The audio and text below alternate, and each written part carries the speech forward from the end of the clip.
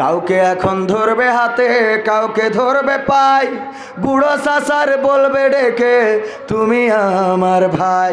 Pocket থেকে বের করিয়া দিবে টাকার নোট, বলবে আমি জনদরদি, দিও আমায় ভোট। এদেশের যুবকেরা এখন কোরআন বুঝতে শুরু করেছে। আজ থেকে 10-11 বছর আগে কোরআনের ময়না পাখি যখন খাসাই বন্দি হলো, আমরা তখন মনে করেছিলাম হয়তো বা ইসলাম এখানে থেমে যাবে, কিন্তু না না, এই 10-12 বছর ব্যবধানে দেখতেছি আগের চাইতে ইসলাম আলাদের সংখ্যা বেড়ে গেছে, কোরআনের মাহফিল বাইরে গেছে।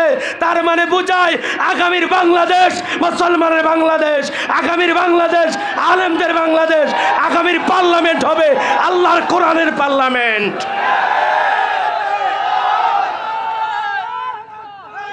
এই জন্য ভাইয়েরা আমার, আর ভয় পেলে চলবে না, কথা বলেন ঠিক কিনা? সামনে এগিয়ে যাব, হয় বাঁচবো না হয় মরবো, আল্লাহর দিনের জন্য বাঁচতেও রাজি, মরতেও রাজি, কথা বলেন ঠিক। কারণ ওখানে কি, ওখানে গেলে একসাথে কইলকে ধরিয়ে টান মেরিয়ে কি করা যায় না, যায় না, আছে না নাই? তারপরে কি, সেথায় গেলে শর্টকাটে ভাই জান্নাত পাওয়া যায়, পরকালে তরাই নিবে চিন্তা তেমন নাই। পীর সাহেবের কাছে মুরিদ আমি আমার নেতা, বছর বছর নজরানা দি আমি আবার সেথা, হইলে ওরস কোনোভাবে মিস তো করি না, সেখান থেকেই কুরআন হাদিস হয়েছে জানা। তাই রাজনীতি চলবে না, হেথায় রাজনীতি চলবে না, ও ভাই রাজনীতি চলবে না, হেথায় রাজনীতি চলবে না। চলবে কোরআনের মাহফিলি, রাজনীতি চলবে না, কিন্তু কোরআনের মাহফিলি আল্লাহর নীতির বাইরে কেউ কথা বললে তাকেও নামিয়ে দেওয়া হবে, আল্লাহর নীতির কথা বললে যদি সেটাকে রাজনীতি বলে তাকেও স্টেজে জায়গা দেওয়া হবে না। আর এমনও মহিলা আছে বাড়িতে যদি খালি রুবেল কয়ে ডাক দেয়, রুবেলের বউ এক দৌড়ে সে দরজা খুলে দেয়, দিয়ে বলে ভাই রুবেলকে খোঁজেন কেন? রুবেল আমার স্বামী বাড়িতে নাই, যশোরে চলে গেছে, আসেন ভিতরে বসেন, চেয়ার দে, আসেন ভাই এক কাপ চা দে, দুটো বিস্কুট খায়া যান। এমন প্রীতি মনে হয় জনম জনমের প্রেম। সেটা হলো, আমি যার ওয়াজ শোনার জন্য এতদিন ধরে পথ চেয়েছিলাম যে কোথায় একসাথে দুই ভাই হইতে পারি, আমার বাড়িতেও আমি ভাইকে ইনভাইট করেছি।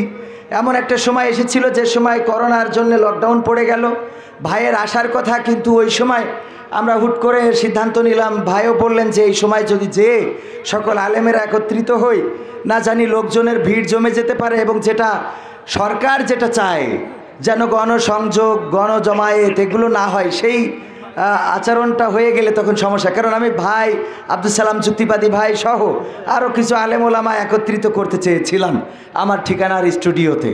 তো এটার জন্যে ভাইয়া সেই সময় আমাদের, ভাইয়া বলতে আমরা আলোচনা করেই সেই প্রোগ্রামটা স্টপ করেছিলাম। এখন ভাইয়ার ওয়াজ শোনার জন্যে আমি কিন্তু যাইনি, শুধু তাই না, আমার ঠিকানা টিভিতে কোনো আলেমের ওয়াজ আমি রেকর্ড করি না, বাট আজকে আমার ভাইয়ার ওয়াজ আমি রেকর্ড করছি। আজকের প্রোগ্রামে অনেক বাধার পরে আজকে সফলতার সহিত ইনশাল্লাহ আমরা বসতে পেরেছি। অনেক বললেন না প্রিয় ভাই যে অনেক বক্তা চেঞ্জ হয়েছে, কিন্তু আমি চেঞ্জ হই নাই, কারণ ভাইয়ের শিডিউল দিনের বেলায় ছিল, এজন্য উনি আসতে পেরেছেন। আর আমিও গুনাহগার, আজকে আপনাদের এলাকায় সফর আছে, এজন্য আমি আসতে পারছি। প্রিয় ভাইয়ের সাথে একই মঞ্চে, এটা আমার প্রথম প্রোগ্রাম। আমি আসলে ওনার বিরাট বড় ফ্রেন্ড, মনে মনে অনেক মহব্বত করি, ভালোবাসি, ফোনে অনেকবার কথা হয়েছে, কিন্তু আজকে সরাসরি দেখা হতে আমি অত্যন্ত আনন্দিত।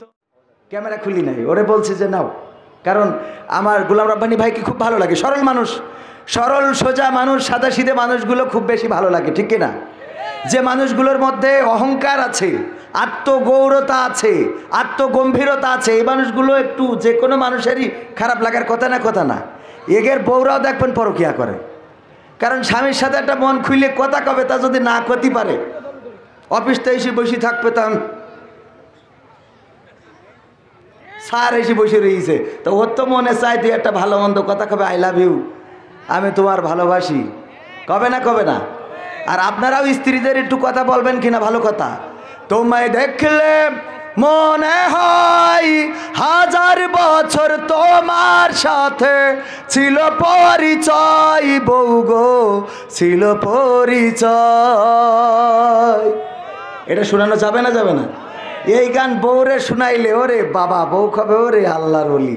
তো এই জন্যে আমি একটা রিকোয়েস্ট করেছে যে ভাই নির্বাচনের একটা গান ছিল, এই গানটা একটু শোনাইতে হবে কমিটির, এইটা শোনাই আপনি মোনাজাত করে দেবেন। নির্বাচনের গরম হাওয়া লেগেছে লেগেছে, নির্বাচনের গরম হাওয়া লেগেছে, শার্টকোট সব রেখে ঘরে পাঞ্জাবি আর টুপি পরে ভোটের তরে রাস্তায় কেউ নেমেছে নেমেছে, নির্বাচনের গরম হাওয়া লেগেছে।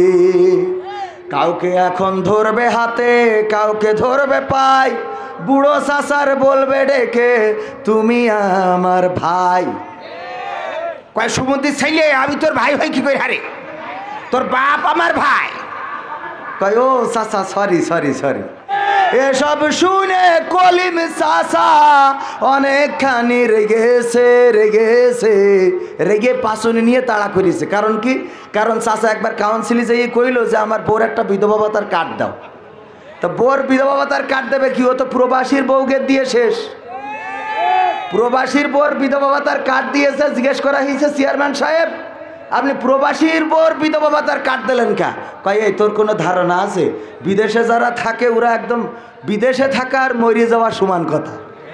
এই জন্য ওদের বউয়ের কি বিধবা ভাতার কার্ড দিয়ে সেটা ফুরে গেছে। এখন চাচা বলতেছে দেখো চেয়ারম্যান সাহেব গো এই 14ই ফেব্রুয়ারি সব কিভাবে বেড়ায় পার্কে পার্কে, মোটরসাইকেলের পিছনে নিয়ে গিয়ে আর তাই আমি তো বুড়ির নিয়ে জীবনে কিছু করতে পারলাম না। আমার বড় আশা যে আমি অন্তত বেঁচে থাকতে থাকতে ওর একটা বিধবা ভাতার কার্ড করে দেবো। আচ্ছা এটা কি সম্ভব? এইটা দেয়নি এই জন্যই চাচা রেগেছে, অন্য কোনো কারণে না।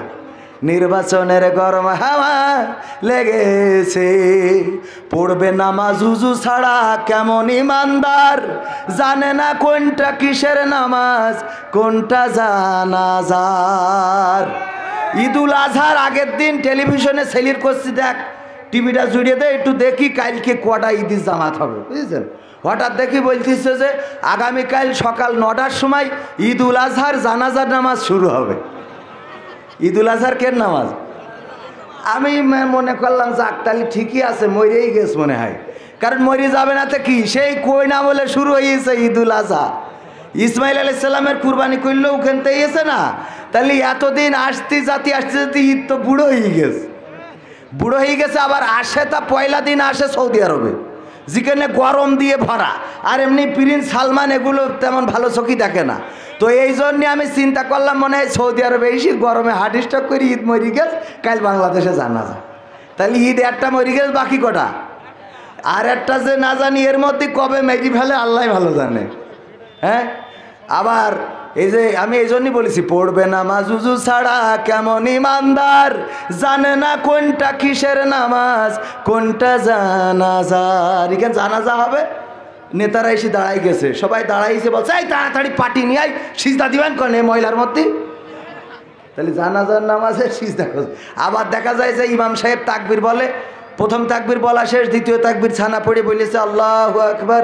উনি রুকুতে যেই কয় কেউ নেই কেন, আমি একা কেন, একা কি ফের আর লোক কই।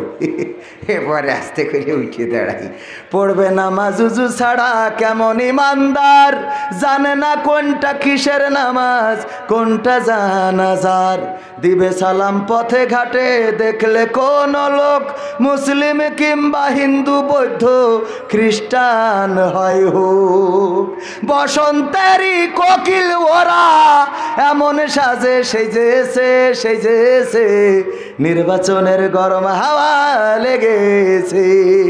কিন্তু লাভ নাই, বাংলাদেশের মানুষ এখন নেতা দেখে চিনতে পেরেছে যে এইটা প্রবাসীর পর ভাতা দেবে নাকি কার ভাতা দেবে, ঠিক না? এত রিকোয়েস্ট করলে হবে নাকি? আর রিকোয়েস্ট করা যাবে না। ভাইয়ের পরে আমি তো এটা অফার এক্সট্রা মেরিয়ে দিলাম, ঠিক না? এক্সট্রা আপনারা যে পালেন এক্সট্রা, আর ভাইয়ের অনুরোধ এই জন্য, তা না হলে আমি ভাইয়ের পরে কথা বলবো এটা কোনো সম্ভব?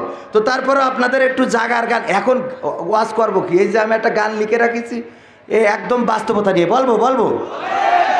সময়টা তো বড্ড খারাপ, আপনি তো ভাই সব জানেন, বুঝে শুনে কথা বলে ওয়াজের ইতি টানেন।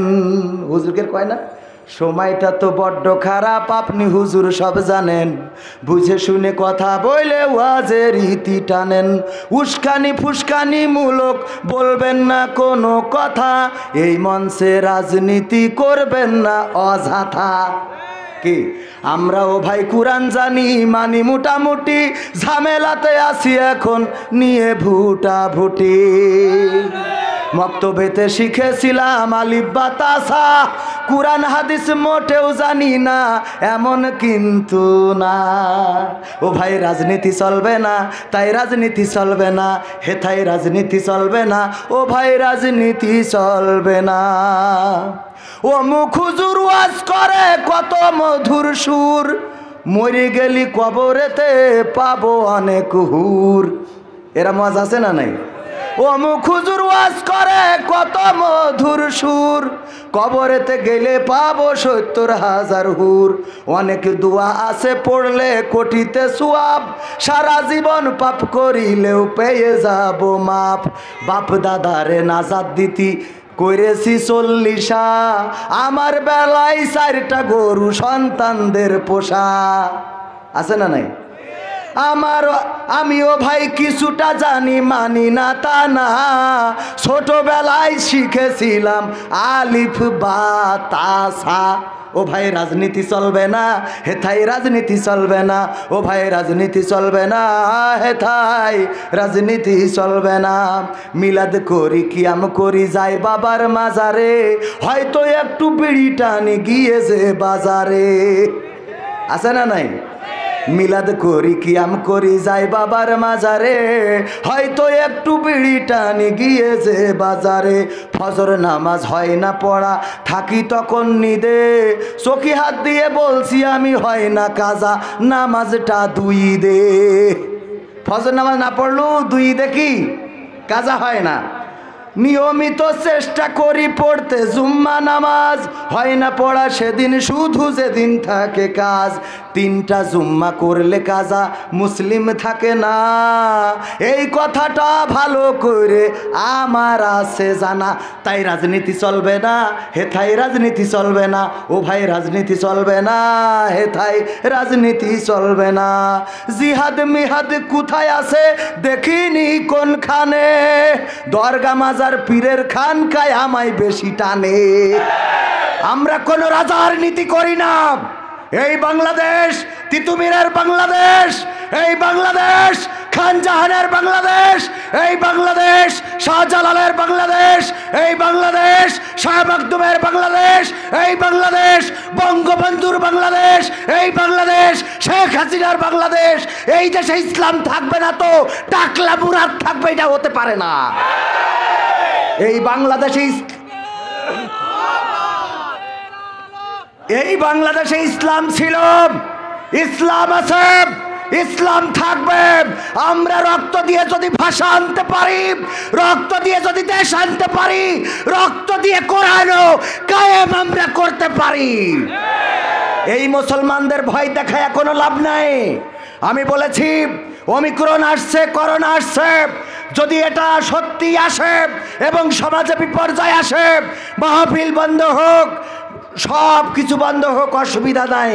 কিন্তু পরিকল্পনা করে কোরআনের মাহফিল যদি বন্ধ করা হয়, তাওহীদি জনতা মেনে নেবে না, নেবে না, নেবে না। এর জন্য আমাদের একটু জেগে উঠতে হবে। রাজি আছেন? রাজি আছেন? তোমাকে জাগতে হবে, তোমাকে থাকতে হবে, এ সমাজ ভাঙতে হবে, নতুন সমাজ আনতে হবে। তোমাকে জাগতে হবে। কত দুঃখী রাত্রি কাটায় অনাহারে পথের পরে, এখনো আসেনি সুখ বাংলার প্রতি ঘরে ঘরে। কথা কয় না? কত দুঃখী রাত্রি কাটায় অনাহারে পথের পরে, এখনো আসেনি সুখ বাংলার প্রতি ঘরে ঘরে। নীরবে নিভৃতে আজ কাঁদছে কত মানবতা, নীরবে নিভৃতে আজ কাঁদছে কত মানবতা। মেনে নেওয়া যায় না আজি তোমার এত নীরবতা। তোমাকে জাগতে হবে, তোমাকে থাকতে হবে, এ সমাজ ভাঙতে হবে, নতুন সমাজ আনতে হবে। কত বন্ধুর সীতা হয় লাঞ্ছিতা হয় পথে ঘাটে, ঘাটে, নিরাপদে যাই না চলা পথে কিবা বাজার হাটে। রক্ষক কাজী ভক্ষক হয়ে চলছে কত সাধু বেশে, রক্ষক কাজী ভক্ষক হয়ে চলছে কত সাধু বেশে, তাই তো আসে না সুখ আমার সোনার বাংলাদেশে। তোমাকে জাগতে হবে, তোমাকে থাকতে হবে, এ সমাজ ভাঙতে হবে, নতুন সমাজ আনতে হবে। হলুদ মিডিয়ার প্রকোপে কত মানুষ মরছে ঢুকে, সত্য নিউজগুলো টাকার তলে চাপা থাকে। হলুদ মিডিয়ার প্রকোপে কত মানুষ মরছে ঢুকে, সত্য খবরগুলো হ্যালো কলে চাপা থাকে। ক্যামেরার ভিতর দিয়ে সোজা জিনিস উল্টো দেখে, কলমের ভিতর দিয়ে সোজা কথা উল্টে লেখে, আপামর জনসাধারণ খাই যে ধোকা বাঁকে বাঁকে। তোমাকে জাগতে হবে, তোমাকে থাকতে হবে, এ সমাজ ভাঙতে হবে, নতুন সমাজ আনতে হবে। কত আলেম আজকে দেখি যাই কে না যাই টাকা দিয়ে, কেউ বা ব্যবসা করে আল্লাহ তাআলার কালাম নিয়ে। কত আলেম আজকে দেখি যাই কে না যাই টাকা দিয়ে, কেউ বা ব্যবসা করে আল্লাহ তাআলার কালাম নিয়ে। তাই তো হকের কথা যায় না শোনা ওদের মুখে, তাই তো হকের কথা যায় না শোনা তাদের মুখে। উপরে কোরআন প্রেমী বিরোধিতা পিছন দিকে। তোমাকে জাগতে হবে, তোমাকে থাকতে হবে, এ সমাজ ভাঙতে হবে, নতুন সমাজ আনতে হবে। ইন্ডিয়ান চ্যানেলের জ্বালাই অশান্তি আজ ঘরে ঘরে, ইসলামী চ্যানেলগুলো বাছাই করে বন্ধ করে। সিরিয়াল দেখে দেখে হচ্ছে কত বিপথগামী, সিরিয়াল দেখে দেখে হচ্ছে কত বিপথগামী। পরকীয়া প্রেমের টানে কত নারী ছাড়ছে স্বামী। তোমাকে জাগতে হবে, তোমাকে থাকতে হবে, এ সমাজ ভাঙতে হবে, নতুন সমাজ আনতে হবে। যত সব ভণ্ড পীরে দিচ্ছে ধোকা অবিরত, আল্লাহ রাসূল ভুলে তাদের কাছে হচ্ছে নত। কেউ বা মাজার খুলে শামিয়ানা তুলে ব্যবসা করে, কেউ বা মাজার খুলে শামিয়ানা তুলে ব্যবসা করে। গরিব দুঃখী পায় না খাবার, টাকার বস্তা বাবার ঘরে। তোমাকে জাগতে হবে, তোমাকে থাকতে হবে, এ সমাজ ভাঙতে হবে, নতুন সমাজ আনতে হবে। কত খুনি সন্ত্রাসীরা বাইরে ঘরে বীরের বেশে, কোরআনের পাখি আজও বন্দি আছে খাসার দেশে। কত খুনি সন্ত্রাসীরা বাইরে ঘরে বীরের বেশে, কোরআনের পাখি দেখো বন্দি আছে খাসার দেশে। কোথাও বিনা বাধাই যায় না বলা হকের কথা, কোথাও বিনা বাধাই যায় না বলা হকের কথা। রক্ত দিয়ে কেনা এটা কেমন স্বাধীনতা? রক্ত দিয়ে যে দেশ কিনেছি সেই দেশে ইসলাম থাকবে, আলেম ওলামা থাকবে, কোরআন থাকবে, হাদিস থাকবে, আল্লাহ ও তার রাসূলের পথে চলা ব্যক্তিরা থাকবে। এই দেশে কোন নাস্তিক কুলাঙ্গারদের আর ঠাঁই দেওয়া হবে না, এই দেশে কোন মুরতাদদের ঠাঁই দেওয়া হবে না, পর্দা বিরোধীদের ঠাঁই দেওয়া হবে না, কোরআন বিরোধীদের ঠাঁই দেওয়া হবে না ইনশাআল্লাহ। মাহফিলের প্রধান আকর্ষণ, প্রধান মেহমান আলোচনা শুরু করতে যাচ্ছে। শুরুতে আমি স্মরণ করছি আজকের মাহফিলের সম্মানিত স্বেচ্ছাসেবক ভাইরা। আপনারা লোক দাঁড়িয়ে রয়েছে, আপনারা বসাতে পারছেন না কেন? আপনারা গুরুত্ব দিয়ে মনের থেকে আমরা দায়িত্ব পালন করছেন, আমি দেখছি। আপনারা দয়া করে লোকগুলো বসাই দেন, সামনে খোলা জায়গায় পার্টি রয়েছে, সবাইকে বসাই দেন। এবং মাহফিলের মাহবুবদের প্যান্ডেলে যারা আছেন দায়িত্বশীল, তারা দয়া করে একটু মহব্বতের সাথে দায়িত্ব পালন করুন। কোন ত্রুটি বিচ্যুতি হলে আমাদেরকে খবর দিবেন।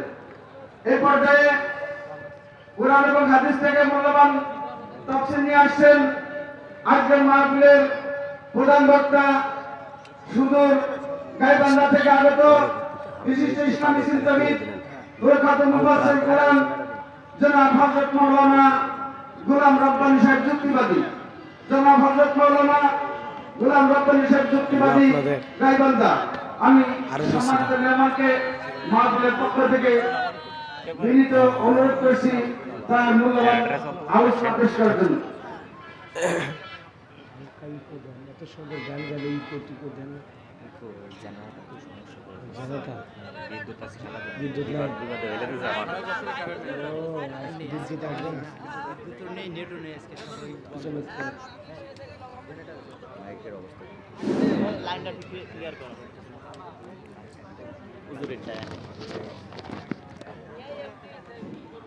আসসালামু আলাইকুম ওয়া রাহমাতুল্লাহি ওয়া বারাকাতুহু। সবাই কেমন আছেন? প্রিয় ভাইয়ের কণ্ঠে এত সুন্দর সঙ্গীত, এত সুন্দর বয়ান, এত সুন্দর কিছু কথা শোনার পরে যদি মনটা চাঙ্গা না হয় তাহলে কি করব বলেন? সালামের যে আওয়াজ দিলেন তাতে মনে হয় এটা মাহফিল না, এটা কবরস্থান।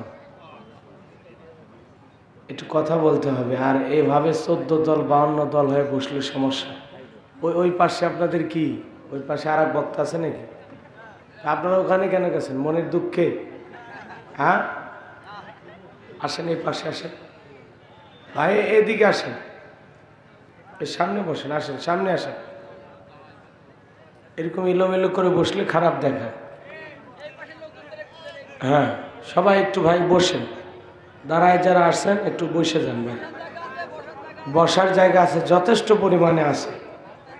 আসলে মাহফিলটা যদি সকালে না হয় বিকেলে হইতো তাহলে ভালো হইতো, কিন্তু কি করবেন, বিকেলে তো আমাদের অবস্থা নাই, যেখানে বিকেল পর্যন্ত থাকবো এই অবস্থান নাই। এটা অনেক জেদ কইরা আমি বারবার বলছি যে ভাই হবে না, এভাবে হয় না। কয় না হোক হুজুর, আপনি আসেন, সকাল 10টা থেকে 12টা পর্যন্ত আপনি ওয়াজ করুন। তো এখন যেহেতু 2 ভাইয়ের সময় ভাগাভাগি হয়ে গেছে, এই জন্য আমার আর 1 ঘন্টা আছে। তো মেহরবানি করে সবাই একটু বসেন, বইসা একটু বসেন, সবাই বসেন, একটু মেহরবানি করে বসেন, সবাই বসে যান।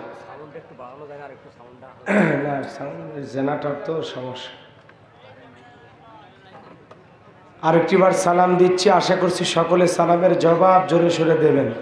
আসসালামু আলাইকুম ওয়া রাহমাতুল্লাহি ওয়া বারাকাতুহু।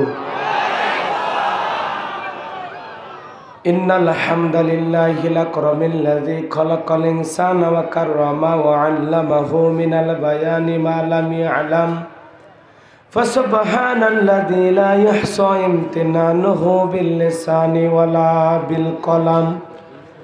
نشهد أن لا إله إلا الله وحده لا شريك له ونشهد أن سيدنا وسندنا وحبيبنا ومولانا محمدا عبده ورسوله الذي أرسله بالحق بشيرا ونذيرا وداعيا إلى الله بإذنه وسراجا وقمرا منيرا فقد قال الله تعالى في كلامه المجيد وفي فرقانه الحميد।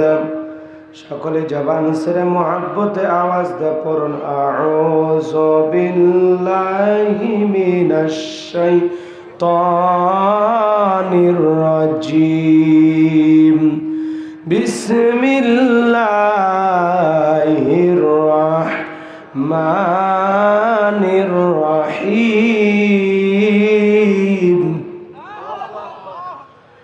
وَإِذْ يَمْكُرُ بِكَ الَّذِينَ كَفَرُوا لِيُثْبِتُوكَ أَوْ يَقْتُلُوكَ أَوْ يُخْرِجُوكَ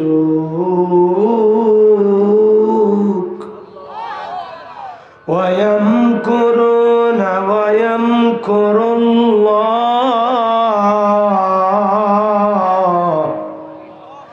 আল্লাহু খায়রুল মাকিরিন।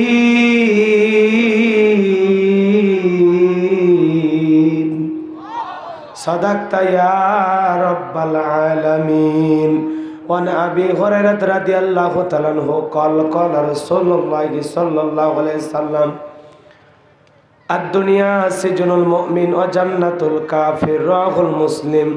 وقال تعالى في شان حبيبي إن الله وملائكته يصلون على النبي يا أيها الذين آمنوا صلوا عليه وسلموا تسليما সকলে দরুদ ইব্রাহিম পড়ুন اللهم صل على محمد وعلى آل محمد كما صليت على إبراهيم وعلى آل إبراهيم إنك حميد مجيد اللهم بارك على محمد وعلى آل محمد كما باركت على إبراهيم وعلى آل إبراهيم إنك حميد مجيد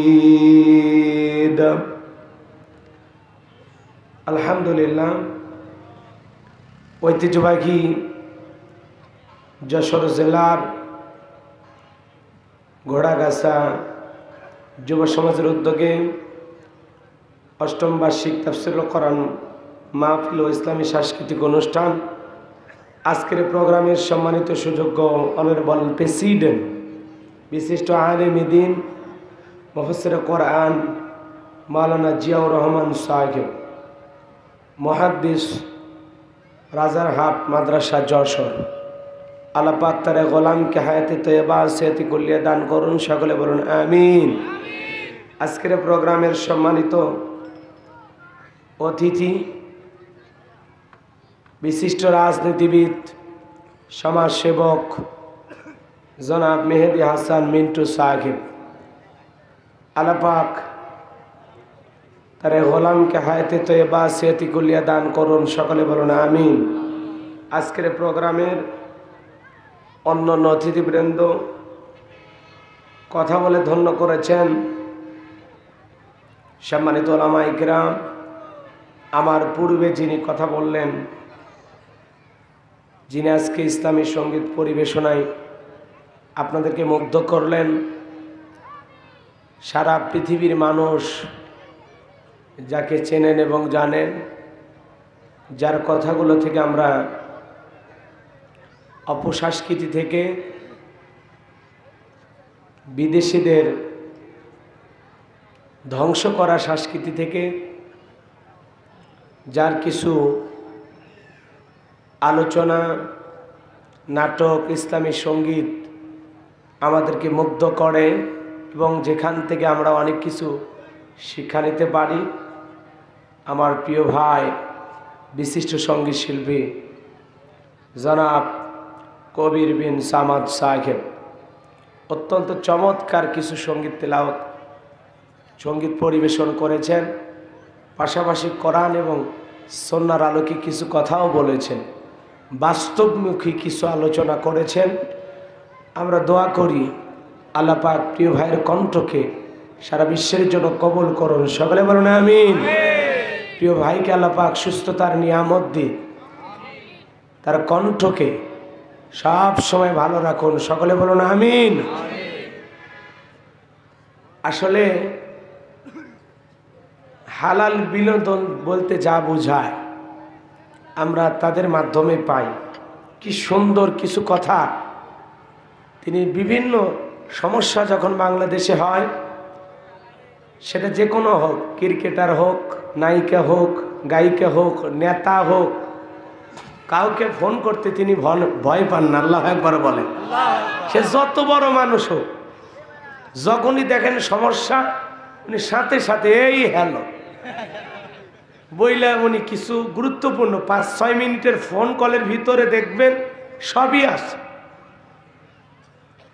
হালকা কায়দা তাকে নসিহতপূর্ণ কিছু বক্তব্য আছে আবার জায়গা মতো দেয় কথা বলেন না কেন এমন কণ্ঠ আমরা পাওয়াতে খুশি না বেজা আরো জোরে বলেন তাও আবার আপনাদের জেলার সন্তান এজন্য আপনারা আরো খুশি না বেজা আমরা দোয়া করি আমাদের প্রিয় কবির বিন সামাদ ভাইকে আল্লাহ পাক হায়াতে তয়্যবা সেহতে কুল্লিয়া দান করুন তার কণ্ঠকে দ্বীনের জন্য কবুল করুন সকলে বলুন আমিন আরো জোরে বলুন আমিন কোন কাজে লাগাবেন সঙ্গীত শুনবেন আছে রক্ত গরম করবেন আছে হাসবেন আছে কথা বলেন না কেন একাই যদি 4 ঘন্টা ওয়াজ করে বক্তা লাগে কথা বলেন বক্তা লাগে আজকের মাহফিলে আমার মনে হয় আমাকে দাওয়াত না দিয়ে প্রিয় ভাই আসলেও উনি যদি জহর পর্যন্ত এখানে থাকতেন আশা করা যায় মাহফিলের কোনো সমস্যা হতো না, জমে যাইতো। আজ এক ভাই বলতেছে জমে যাইতো, কথা ঠিক,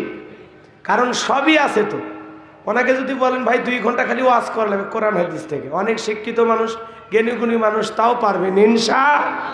মানে সকল কাজের কাজই যে কাজে লাগাবে। আল্লাহু আকবার বলেন। আবার কয় গোলালু, ওইটা না অলরাউন্ডার, হ্যাঁ এই কথা চলে, মানে যেখানে লাগাবেন। আল্লাহু আকবার বলেন। লিল্লাহে তাকবীর। মঞ্চ উপস্থিত সম্মানিত ওলামায়ে কেরাম, সামনে বসা পিতৃ সমতুল্য মুরব্বী বাবাজিরা, কলিজার টুকরা প্রাণবীর যুবক ভাইয়েরা, পর্দানিশী মা ও বোনেরা, সবাইকে নিয়ে আবার সালাম বিনিময় করছি। আসসালামু আলাইকুম ওয়া রাহমাতুল্লাহি ওয়া বারাকাতুহু।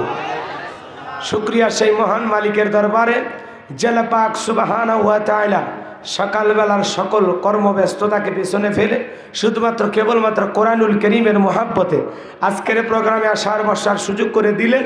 সেই মহান স্রষ্টার দরবারে কালিমাতুশ শুকর আদায় করে পড়ছি আলহামদুলিল্লাহ।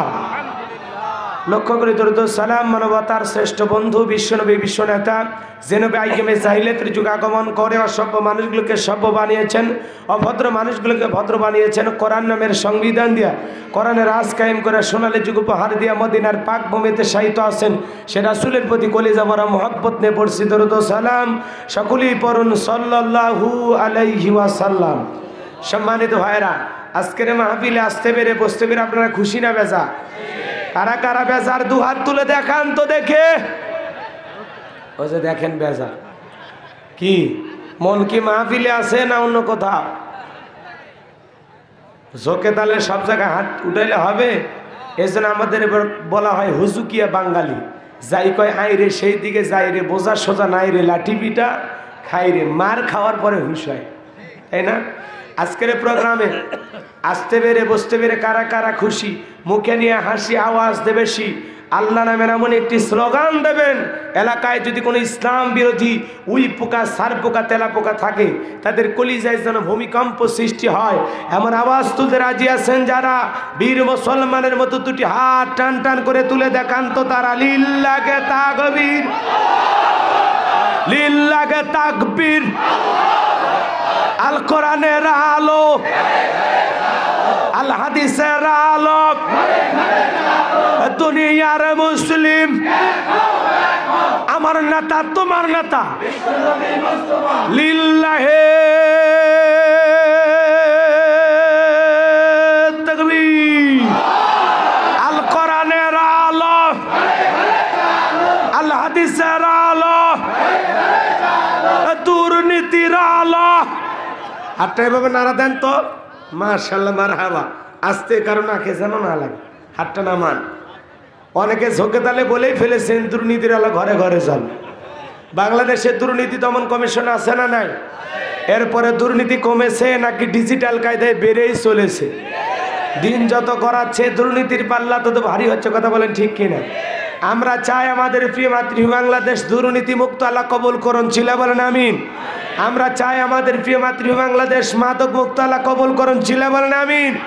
আমরা চাই আমাদের প্রিয় মাতৃভূমি বাংলাদেশ যৌতুক মুক্ত, আল্লাহ কবুল করুন, ছিল বলেন আমিন। তার কণ্ঠের মধ্যে যেন আমরা যে স্বাদগুলো পাই, যুবকেরা নাটক সিনেমা গান বাজনা অশ্লীলতা ছেড়ে এখন তার এই আলোচনার যে চ্যানেলগুলো আছে এগুলোতে দেখবেন যুবকেরা অনেক দেখে, অনেক দেখে। কোনো সমস্যা হলে বললাম না এমন কোনো নাই যারে ফোন দেয় না। ডোনাল্ড ট্রাম্প থেকে শুরু করে ভারতের নরেন্দ্র মোদী, কোন জায়গায় ফোন দিলেন না? মমতাজ জাফা, পরিমণি, সব জায়গাতেই। কথা বলেন না কেন? এই জন্য ভাইয়েরা আমার, আমরা দোয়া করব তার এই কণ্ঠের দ্বারা যেন আরও ইসলাম অনেক উপকৃত হয়, আল্লাহ কবুল করেন। সরে কোন আমিন। কষ্ট পাইছেন আপনারা? আমি কষ্ট দিতে চাই না। আমরা যত জায়গায় কোরআনের কথা বলতে চাই বলে হুজুর একটু সাবধানে কথা বলবেন, হুজুর ভুলে যাবেন না এলাকা কার। হুজুর আপনি ওয়াজ যা করেন করেন, খবরদার রাজনীতির কোনো ওয়াজ করবেন না, আছে না নাই? আপনারাই বলেন তোমার বাড়ি কোন জেলা? গাইবান্ধা। আমি আসছি যশোরে। এখানে যে রাজনীতির কথা বলবো, আগামী নির্বাচনে এলাকার মহিলা মেম্বার পদে দাঁড়ানোর সুযোগ আছে। আমি কেন এখানে রাজনীতি করি? যদি করা লাগে আমার নিজের জেলা গাইবান্ধাই করবো, কথা বলেন ঠিক কিনা? এই জন্য আপনারা টেনশন মুক্ত থাকতে পারেন। আমি বাংলাদেশের রাজনীতিক কোনো দলের বক্তা না, আমি রাজনীতিক কোনো বক্তব্য দেব না। I will not any political not because I am not a leader of any political party. কারণ এখানে সব দলের লোক আছে না না? এখানে বসে আছে আওয়ামী লীগ, বিএনপি, জাতীয় পার্টি, জাসদ, বাসদ, চরমান, আরশদ, দানবেগি, ফুরফুরা, হাটহাজার, ওলামানি জামাত, তাবলিগ, পাবলিক, ওলামালি, গণতন্ত্র, গণফোরাম, সুসমাজ, বিকল্পতারা, এলজিবিটি, নাগরিক শক্তি, পিপিল সোসাইটি, 4 দল, 14 দল, 8 দল, 19 দল, 20 দল, ইসলাম, বিএনএফ, বাংলাদেশ কংগ্রেস, যে পর্যন্তই থাক। এত দলীয় লোক যেখানে আমি কি বোকা দলীয় আলোচনা করব? এদিক থেকে একটা দল লোক যদি গুতা মারে, ওই দিক থেকে আর একটা দল লোক থানায় টেলিফোন করে। আমি ছোট হুজুরের অবস্থা ভালো না খারাপ? অতএব আমি বাংলাদেশের রাজনীতি নিয়ে কোনো কথা বলবো? জোরে বলেন বলবো। তবে হ্যাঁ, আমি গোলাম রব্বানী যদি কোনো রাজনৈতিক বক্তব্য দেই, এই পৃথিবীর শ্রেষ্ঠ রাজনীতিবিদ, শ্রেষ্ঠ রাষ্ট্রনায়ক, শ্রেষ্ঠ রাষ্ট্রপতি, শ্রেষ্ঠ সেনাপতি, শ্রেষ্ঠ বৈজ্ঞানিক, শ্রেষ্ঠ দার্শনিক, শ্রেষ্ঠ বাবা, শ্রেষ্ঠ নানা, শ্রেষ্ঠ আদর্শ, শ্রেষ্ঠ মহামানব রহমাতুল্লিল আলামিনের মদিনার আদর্শের রাজনীতির কথা বলবো। আমি গোলাম রব্বানী যদি কোনো রাজনৈতিক বক্তব্য দেই, খলিফাতুল মুসলিমিন, আমিরুল মুমিনিন হযরত ওমর ফারুকের আদর্শের রাজনীতির কথা বলবো। সেই ওমর ফারুক আল্লাহর জমিনে আল্লাহর আইনকে প্রতিষ্ঠিত করার জন্য নিজের কলিজার টুকরা ছেলেকে পর্যন্ত ছাড় দেয় নাই। কথা বলেন ঠিক কিনা? সেই মদিনাওয়ালার আদর্শের রাজনীতির কথা শোনার পর আপনার জন্য আবার চুলকে নিয়ে আরাম মনে হয়। কারণ কোরআন হাদিসের হক কথা সবার পেটে হজম হয়। আপনারাই বলেন তো, সুদ করে সামনে যদি সুদের আলোচনা করা হয়, ওকে খুশি হয়ে যশোরের ভালো কোনো হোটেল থেকে মিষ্টি নিয়ে এসে বলবে গোলাম রব্বানী হুজুর হা করেন মিষ্টি খান, নাকি বলবে এই হুজুর এসে সুদের আলোচনা করে আমার সুদের ব্যবসায় লালবাতি জ্বালাইছে? যারা ঘুষ খায়, দুর্নীতি করে, হারাম খায়, ভুরি বানাইছে, হাইব্রিড ভুরি, ওদের সামনে ঘুষের ওয়াজ করলে খুশি না বেজা? যারা বেনামাজি, নামাজ পড়ে, উষ্টা খায়াও আল্লাহর সিজদা দেয় না, ওদের সামনে সলাতের ওয়াজ করলে খুশি না বেজা? যে সমস্ত মা বোনেরা বোরকা পরে না, পর্দা করে না, জিন্সের প্যান্ট গেঞ্জি পরে রাস্তা দিয়ে হাইটে যায়, পিছন দিক দিয়ে তাকালে মনে হয় 2টা সুপারির গাছ দাঁড়িয়ে আছে। এরকম বেহায়া বেপর্দা নারীর সামনে পর্দার ওয়াজ করলে খুশি না বেজা? এক কথায় ওয়াজ যদি কারো বিপক্ষে চলে যায়, কিয়ামত পর্যন্ত সে বক্তার উপরে খুশি হবে না। কথা বলে ঠিক কিনা?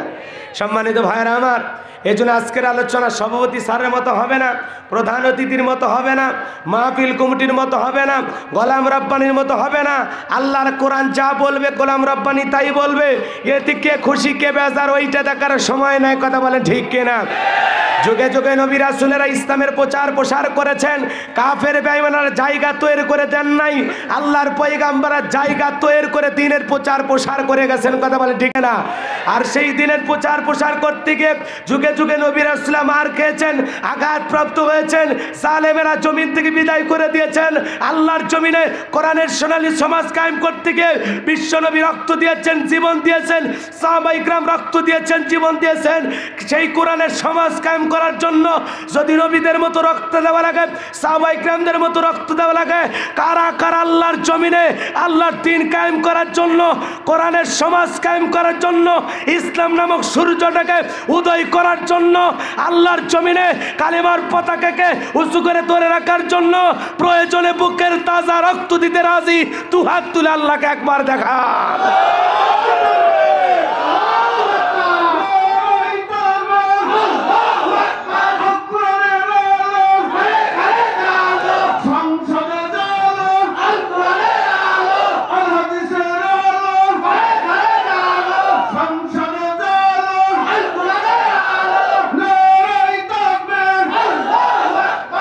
আল্লাহ আমাদের কবুল করুন, জোরে কোন আমিন। ভাইরা আমার, নবীদের চাইতে আপনার আমার রক্তের দাম বেশি। কথা বলেন না কেন? সাহাবায়ে কিরামদের চাইতে আপনার আমার রক্তের দাম বেশি। তাহলে মনে রাখতে হবে, তারা যদি ইসলামের জন্য আল্লাহর জমিনে আল্লাহর কোরআনের কথা বলতে গিয়ে, ইসলামের দাওয়াত দিতে গিয়ে তারা যদি নির্যাতনার জুলুমের শিকার হতে পারেন, আমরাও ইনশাল্লাহ শত বাধার সামনে মাথা উঁচু করে দাঁড়াবো। ফাঁসিতে ঝুলতে রাজি, বাতিলের সাথে আপোষ করতে রাজি নাই। কথা বলেন ঠিক কিনা? এই জন্য মমিনের জন্য কি দুনিয়াটা কি? কথা বলেন কি? এটা পরিষ্কার, আপনারা বোঝেন না? আজকে ছোট্ট একটি আয়াতি কারিমা তেলাওয়াত করেছি। সম্মানিত ভাইয়ের আমার, ভূমিকায় বেশি কথা বলবো না, ডাইরেক্ট কিছু কথা কোরআন এবং সুন্নাহর আলোকে বলবো ইনশাআল্লাহ। ভয় নাই, ভয় নাই। মুসলমান কা পুরুষের জাত নয়, মুসলমানেরা বীরের জাত। কথা বলে না কেন? ওই গোলালু মার্কা মোনাফিক হয়া বৃষ্টি যেই দিকে ছাতা সেই দিকে ওই ইমান নিয়ে আল্লাহর জান্নাতে যাওয়া যাবে না। কথা বলে ঠিক কিনা? খাব্বাবের মতো হওয়া লাগবে, অলিদের মতো হওয়া লাগবে, আমিরে হামজার মতো হওয়া লাগবে। কথা বলে ঠিক কিনা? ইসলামের জন্য জীবন বিলিয়ে দিতে আমরা কখনো কার্পণ্যতা করব না, ইনশাআল্লাহ। আল্লাহ যা আমাদের মতো ক্ষুদ্র গোলামদেরকে ইসলামের জন্য কবুল করেছেন, আমার জীবনটা যে আল্লাহ কবুল করেছেন, এটাই তো আমার জীবনের সবচেয়ে বড় পাওয়া। কথা বলেন ঠিক কিনা? আল্লাহ যে আমার ইসলামের জন্য পছন্দ করছে, আল্লাহ চাইলে হিন্দুর ঘরে দিতে পারতেন না, ইহুদির ঘরে দিতে পারতেন না, খ্রিস্টানদের ঘরে দিতে পারতেন না। আল্লাহ যে মুসলমানের ঘরে আমার জন্ম দিয়েছে, এটা যারা তো জান্নাতের দিকে আল্লাহ একটু আগায়া দিয়েছে। কথা বলে ঠিক কিনা? বিশ্বনবীর উম্মত বানায়া জান্নাতের দিকে আরেকটু আগায় দিয়েছেন। পৃথিবীর শ্রেষ্ঠ গ্রন্থ মহাগ্রন্থ কোরআনুল কারীম দিয়ে জান্নাতের আরেকটু পতাকা দিয়েছেন। এইবার শুধুমাত্র একটু আমল করলেই হয়ে যাবে জান্নাত, ইনশাআল্লাহ। কষ্ট হচ্ছে আপনাদের? মন খারাপ করতেছেন সেই ইসলামের পথে চলতে গিয়ে? মানে কি, এক দাদা নাতিকে বলতেছে, নাতিরে সুপারির গাছ থেকে একটু সুপারি পাইরে দে। নাতি সুপারির গাছে উঠেছে, দাদা আমি আর চড়তে পারতেছি না, সুপারির গাছে চড়তে আমার কষ্ট হচ্ছে। বলতেছে, শোন, কষ্ট করে যেহেতু সুপারি পারবি, তো যা পারবি অর্ধেক তোর অর্ধেক আমার, উঠে যা। এইবার দাদার কথা শুনে আরেকটু গাছে উঠে গেছে।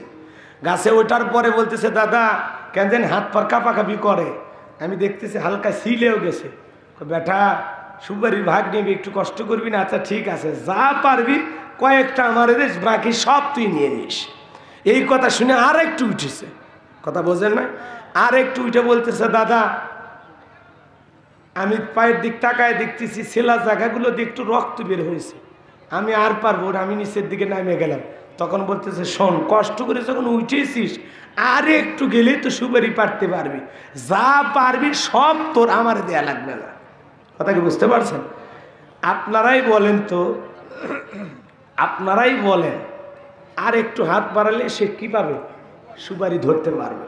এই কথাটা বলার পিছনে কারণ হলো এই যে শুরুতে বললাম না, আল্লাহ যে আমাদেরকে ইসলামের জন্য কবুল করছে, মুসলমানের গর্ভে জন্ম দিয়েছে, বিশ্বনবীর মতো একজন নবী দিয়েছেন, মহাগ্রন্থ কোরআনুল কারীম নামক একটি কিতাব দিয়েছেন, আর একটু গেলেই জান্নাতটা আমরা পেয়ে যাই। কথা বলেন ঠিক কিনা? এই একটু পথ পাড়ি দিতে তো একটু রক্ত ঝরবে, ছিলে যেতে পারে। কথা বলেন না কেন? আর আমরা তো অনেকে বাতিলের চোখগুলো দেখেন না, বড় বড় ডিপ জলের মতো চোখ করে কয়, হুজুর সাবধান। ওই বাতিলের চোখ দেখে যদি আপনি ভয়ে কাবু হয়ে যান, ভয়ে যদি আপনি থরথর করে কাঁপেন, তাহলে তো জাহান্নামে যাওয়া লাগবে। ইমানদারেরা কোনো বাতিলের রক্ত চক্ষুকে ভয় পায় না। কথা বলেন ঠিক কিনা? ইমানদারদের সামনে দীপ্ত কণ্ঠে বলতে হবে, আপনি কাকে ভয় দেখান? আমরা মুসলিম জাতির পিতা ইব্রাহিমের সন্তান, যে ইব্রাহিম আল্লাহর খুশির জন্য নমরুদের আগুনে পুড়তেও রাজি। আপনি কাকে ভয় দেখান? আমরা মা হাজেরার সন্তান, যে মা হাজেরা আল্লাহর খুশির জন্য তার হাজার ইসমাইলকে কুরবানি করতে রাজি। কথা বলেন ঠিক কিনা?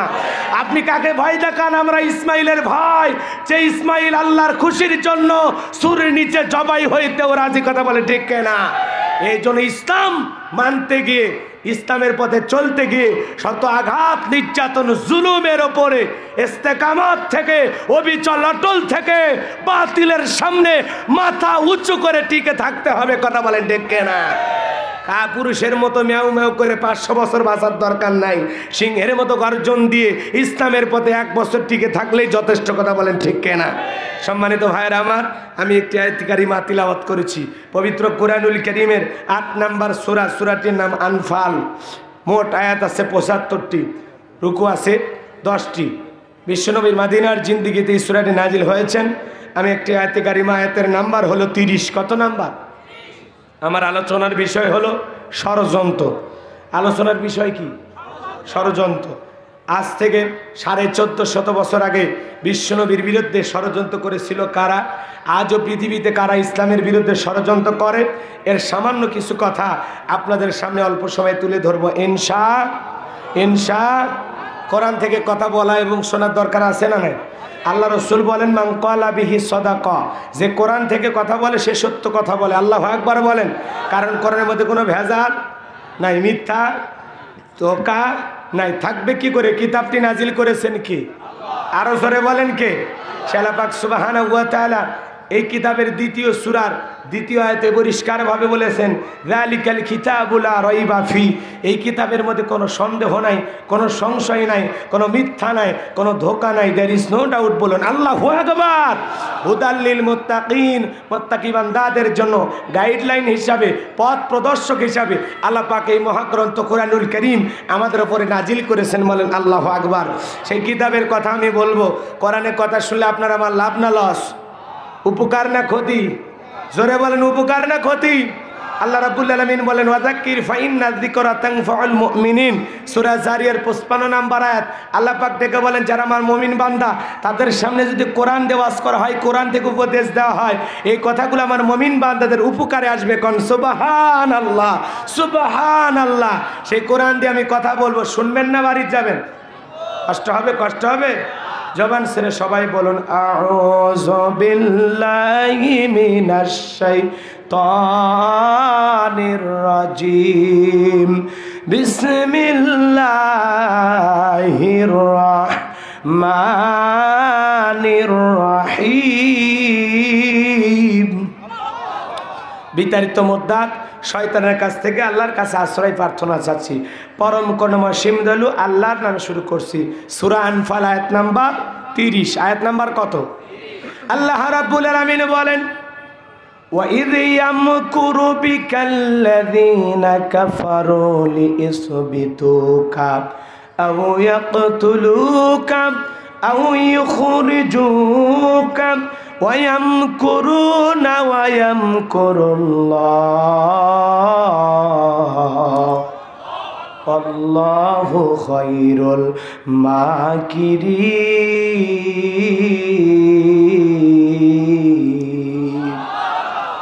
আল্লাহ রাব্বুল আলামিন এই আয়াতটি কারিমা বিশ্ব নবীর উপরে কখন নাজিল করলেন? নাজিলের শানে নজুল আছে না নাই? জোরে বলেন আছে না নাই? নাজিলের প্রেক্ষাপট আছে না নাই?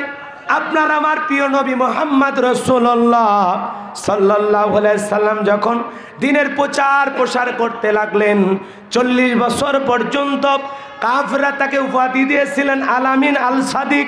আপনার চাইতে বিশ্বাসী মানুষ, আপনার চাইতে সত্যবাদী মানুষ আর হয় না। যেই মানুষটা হলো মক্কার কাফেরদের কাছে সবচাইতে প্রিয় মানুষ। যখন কালেমার দাওয়াত দিতে গেলেন, ইসলামের প্রচার প্রসার করতে গেলেন, সেই প্রিয় মানুষটা হয়ে গেল প্রিয় শত্রু। কথা বলেন না কেন? কষ্ট পাচ্ছেন আপনারা আমার কথায়? একটু জবাব দেওয়া লাগবে। আমি করব ওয়াজ, আপনারা দেবেন আওয়াজ, জবাব দিবেন ঠিক ঠিক, আলোচনা হবে কমপ্লিট।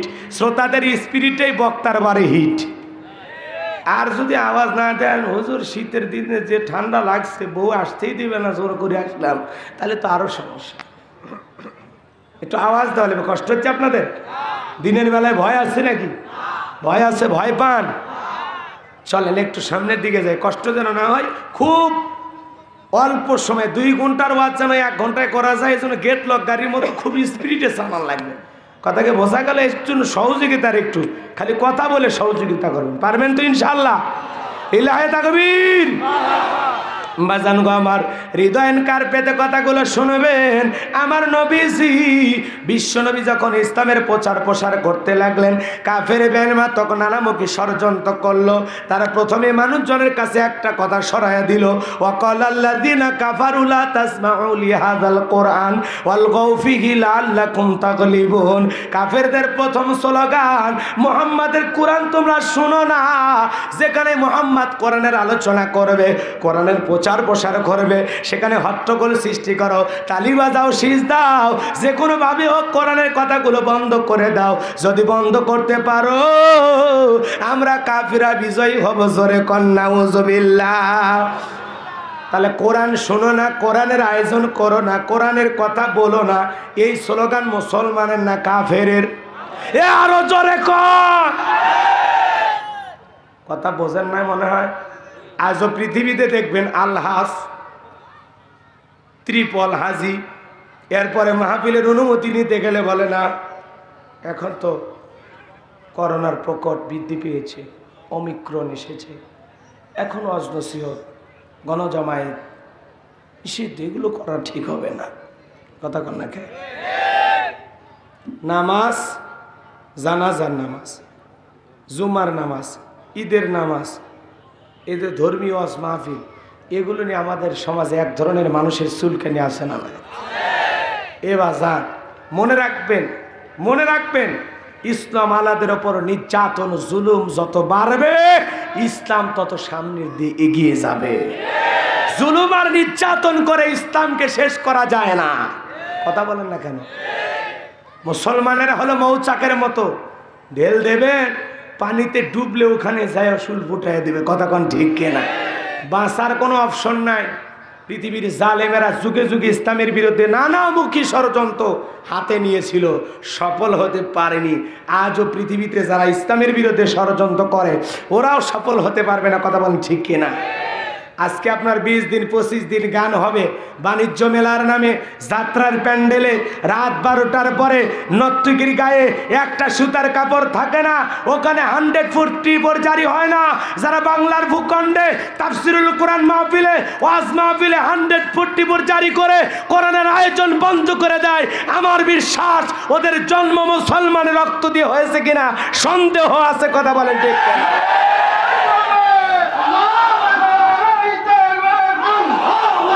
কোরআনের আয়োজন আপনার ভালো লাগে না, আপনি কোরআন সহ্য করতে পারেন না, আপনি আলহাস, হ্যাঁ, আপনি ত্রিপল হাজি। কথা কন না কে? আপনার বুকটা কাঁপেন, আপনি মুসলমানের নেতা হয়ে কথা বলেন যে আজকে ওয়াজ নসিহতের কারণে যাত্রা গান বন্ধ হয়ে গেছে। কথা বলেন, আপনি মুসলমান নেতা, আপনি আবার নিজেকে মুসলিম বলে পরিচিত করতে চান, জাতীয় মানুষকে বুঝান আমি মোহাম্মদ উমুক। আপনার বলতে লজ্জা করে না? আপনার তো এই জায়গায় খুশি হওয়ার কথা যে আজ থেকে 20-30 বছর আগে বাংলার ভূখণ্ডে গ্রাম অঞ্চলে 7 দিন 8 দিন ধরিয়া লসিমন করিমন খাইরন সুন্দরী ভানেসা পরি এক বুক জ্বালা ওর বুকে মারো ফালা ও শয়তানের খালা, আজে বাজে গান বাজনা হইতো, প্রেম ভালোবাসার অনুষ্ঠান হইতো, ওই যাত্রাপালা গান বন্ধ, নেতা করবে আনন্দ, মুখে আসবে আলহামদুলিল্লাহর সুর, তাহলে বোঝা যাবে এটা অরিজিনাল নেতা। কিন্তু যাত্রা গান বন্ধ হওয়াতে নেতার মন খারাপ। কেন? যাত্রা শুনলে নাকি মানুষের মেজাজ ফুরফুরে থাকে, গান শুনলে নাকি মানুষের হৃদয় ভালো থাকে। কন শয়তান এই কথাগুলো বিশ্বাস করে? আপনাদের কি মনে হয়? রাগ করতেছেন আপনারা? মন খারাপ করতেছেন আমার কথায়? এজন্য ভাইয়েরা আমার, মুসলিম নেতার মুখে এ কথা আসা উচিত যে আলহামদুলিল্লাহ যুবকেরা গান বাজনা বাদ দিয়ে এখন ওয়াজ মাহফিলের আয়োজন করে, তাফসির মাহফিলের আয়োজন করে। আলহামদুলিল্লাহ, যাত্রা গান উঠে গেছে, নেতা খুশির ঠেলায় দেশের মানুষকে ধন্যবাদ জানাবে, তা না করে নেতার আফসোস যাত্রা বন্ধ হলো কেন। কথা কন না কে? মানুষ এখন ডায়লগ দেয় যাত্রা দেখে কি লোকে। কথা কন নাকি? আপনাদের এলাকায় বলে না? আমার গাইবান্ধাই বলে যাত্রা দেখে ফাত্রা লোকে। যাত্রা মানুষ দেখতে চায় না তো। আগে আমাদের আজ থেকে 30-40 বছর আগে সিনেমা হল ছিল 1400। কথা বোঝেন না? আর এখন সিনেমা হল 62টা, তাও অর্ধেক হয় অর্ধেক হয় না। তার মানে কি বোঝা যায়? এদেশের যুবকেরা আর সিনেমা দেখতে চায় না, এদেশের যুবকেরা আর যাত্রা দেখতে যায় না, এদেশের যুবকেরা এখন কবির বিন সামাদ ভাইয়ের ইসলামী সঙ্গীত শুনতে আসে, তার কণ্ঠে ইসলামী সাংস্কৃতিক অনুষ্ঠান শুনতে আসে। এদেশের যুবকেরা হক্কানি ওলামা ইকরামদের কোরআনের কণ্ঠ শুনতে আসে। কথা বলে ঠিক কিনা? কোরআনের মুফাসসিরদের কোরআনের আলোচনা শুনতে আসে। এখনকার যুবকেরা আর গান বাজনা দিয়া আটকাই দিবা, কোরআন সামনে নিয়ে আমরা এগিয়ে যেতে চাই। আল্লাহ আমাদের সবাইকে কোরআনের সুশীতল ছায়াতলে আশ্রয় গ্রহণ করে ইসলামটাকে বাংলার জমিনে প্রতিষ্ঠিত করার জন্য কাজ করার তৌফিক দান করুক। আমিন।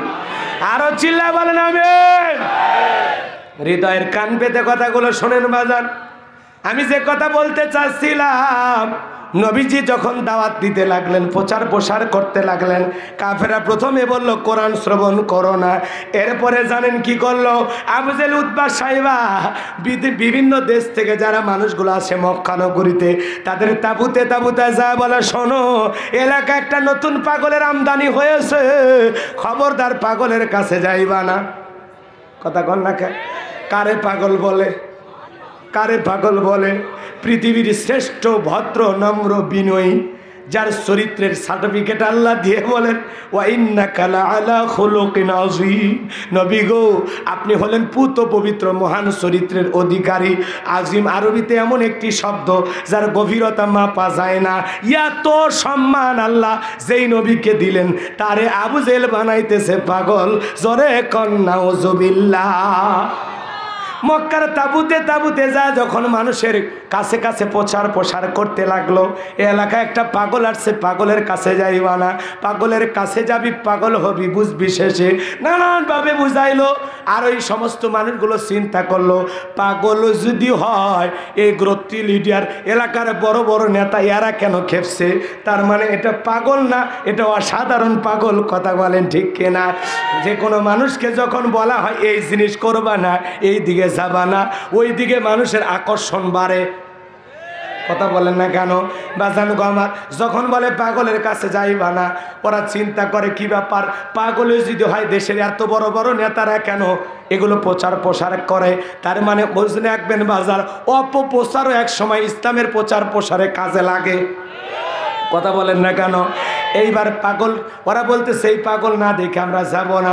এই সিদ্ধান্ত নিয়ে কানের ভিতরে আঙ্গুল দিয়া বিশ্বনবীর কাছে যায় নবীজির চেহারার দিকে তাকাইয়া বলে, আসমান জমিনের সবচাইতে সুন্দর মানুষ আজকে আমরা দেখলাম। এমন সুন্দর মানুষ কোনোদিন পাগল হতে পারে না। যারা এই সুন্দর মানুষটাকে পাগল বলে, ওরাই হলো পৃথিবীর শ্রেষ্ঠ পাগল। আরে পাগল দেখেছি চুলগুলো এলোমেলো, কিন্তু এ পাগল কেমন পাগল! কি সুন্দর চুলের স্টাইল, কি সুন্দর মাথায় টুপি, কি সুন্দর দাড়িগুলো আছড়ানো, আর কি সুন্দর পরিপাটি জামা গায়ে দিয়েছে। মনে হয় বড় কোনো ধরনের একটা বাদশা বৈশা আছে। কোন আল্লাহু আকবার! এমন সুন্দর মানুষ কোনোদিন পাগল হতে পারে না। এই কথা সিদ্ধান্ত নিয়ে বলতেছে, না না, পাগল যখন দেখলাম, দেখি না পাগল কি কথা বলে। মনের অজান্তে কান থেকে আঙ্গুল সইরা গেছে।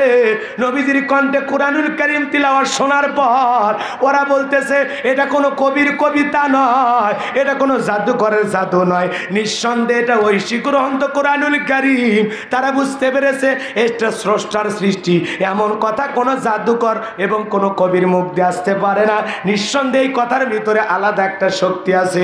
তখন তারা পাগলকে দেখা, আমার নবীকে দেখা, নবীর কণ্ঠে কোরআন তিলাওয়াত শোনার পর ওই মানুষগুলো হাতে হাত রাইখা নবীজির কাছে বায়াত গ্রহণ করলেন, কালেমা পড়ে মুসলমান হইলেন। জোরে বলেন আল্লাহু আকবার। এইভাবে যখন ইসলামের প্রচার হইতে লাগলো, দিন দিন মুসলমান হইতেছে মানুষ, দলে দলে ইসলাম ধর্ম গ্রহণ করতেছে। কাফেরদের মাথা ব্যথার কারণ হয়ে গেছে, না মুহাম্মাদের প্রচার আর করতে দেওয়া যাবে না, যেভাবে হোক বন্ধ করা লাগবে। আবু জেহেলের বৈঠকের একটা জায়গা ছিল, নাম হলো দারুন নদওয়া। ওই জায়গাতে বৈশা তারা সিদ্ধান্ত গ্রহণ করতে চায় কিভাবে মুহাম্মাদের ইসলামের প্রচার বন্ধ করা যায়। আবু জেহেলের ছোট্ট পার্লামেন্ট, নাম হলো দারুন নদওয়া। ওই জায়গায় উতবা সাইবা সবাই বসেছে, মুরব্বির সুরতে ইবলিস শয়তানও হাজির হয়েছে। কে? ইবলিস শয়তান এসে বলে, বাবা শুনেছি আজকে তোমরা খুব গুরুত্বপূর্ণ একটা সিদ্ধান্ত নেবা, আমি মুরব্বী হিসাবে তোমাদের এই সিদ্ধান্তে থাকতে চাই। আবু জেহেল বলতেছে, মুরব্বী যখন নিজের ইচ্ছা আসছে, কেন আমরা তাকে বিরত তাড়াইয়া দেব? মুরব্বী থাকলে তো আরো ভালো। বসেন মুরব্বী, আসেন, আপনি বসেন।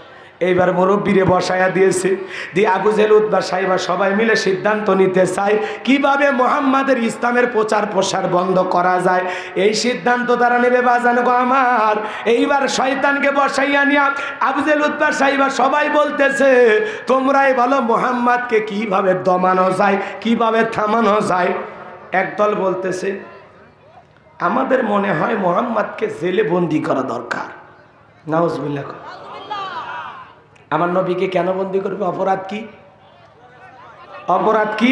এক আল্লাহর পথে মানুষকে দাওয়াত দেয়, কালেমার কথা বলে, কোরআন প্রচার করে। কথা বলেন ঠিক কেন? জাহান্নামী মানুষগুলোকে জান্নাতি বানায়, পথ ভোলা মানুষগুলোকে সিরাতাল মুস্তাকিমের রাস্তায় চালায়। আল্লাহু আকবার বলে। এটাই হলো নবীর অপরাধ, আর কোনো অপরাধ নাই। অপরাধ একটাই, জমিন যার আইন চলবে সে আল্লাহর, এই স্লোগান দেয়। কথা বলেন ঠিক কেনা? সম্মানিত ভাইরা আমার, তখন সবাই মিলে একদল যখন বলল মুহাম্মদকে জেলখানায় বন্দি করো, শয়তান বলছে এই সিদ্ধান্ত আমি মানতে পারলাম না, এই সিদ্ধান্ত আমি গ্রহণ করতে পারলাম না। কারণ মুহাম্মাদের কিছু অনুসারী হয়েছে, মুহাম্মাদকে ভালোবাসে এমন কিছু লোক তৈরি হয়ে গেছে। মুহাম্মাদকে যদি জেলখানায় বন্দি করো, তারা হরতাল করবে, মিছিল করবে, স্লোগান দেবে, রাজপথ গরম করবে আর বলবে জেলের তালা ভাঙবো, নবী মুহাম্মাদকে বের করে আনবো। বিদায় আবু জেহেল, মুহাম্মাদকে জেলে দেওয়ার শান্তি পাইবা না। প্রতিদিন রাজপথ গরম হবে, প্রতিদিন মিছিল মিটিং হবে, আর সবাই বলবে আবু জেহেলের জেলের তালা ভাঙবো, নবী মুহাম্মাদকে জেলখানা থেকে বের করব।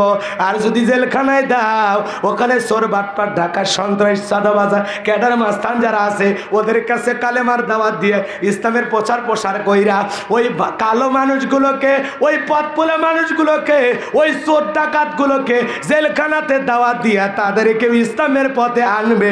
বিদায় জেলের ভিতরে দিলেও সমস্যা, জেলখানাতে বন্দি করলেও সমস্যা। মুহাম্মাদকে জেলে বন্দি কইরা তোমরা কেউ শান্তিতে থাকতে পারবা না। আবু জেহেল বলে মুরব্বী যা বলেছে রাইট, মুরব্বীর কথার মধ্যে কোনো ভেজাল নাই।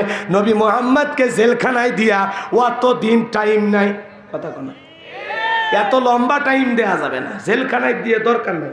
জেলখানায় দিয়ে যখন হরতাল অবরোধ হবে, দেশ গরম হবে, অতএব দরকার নাই, দেশ জেলে দেওয়ারই দরকার নাই। এই সিদ্ধান্ত ক্যান্সেল করা হল। আর কি আছে?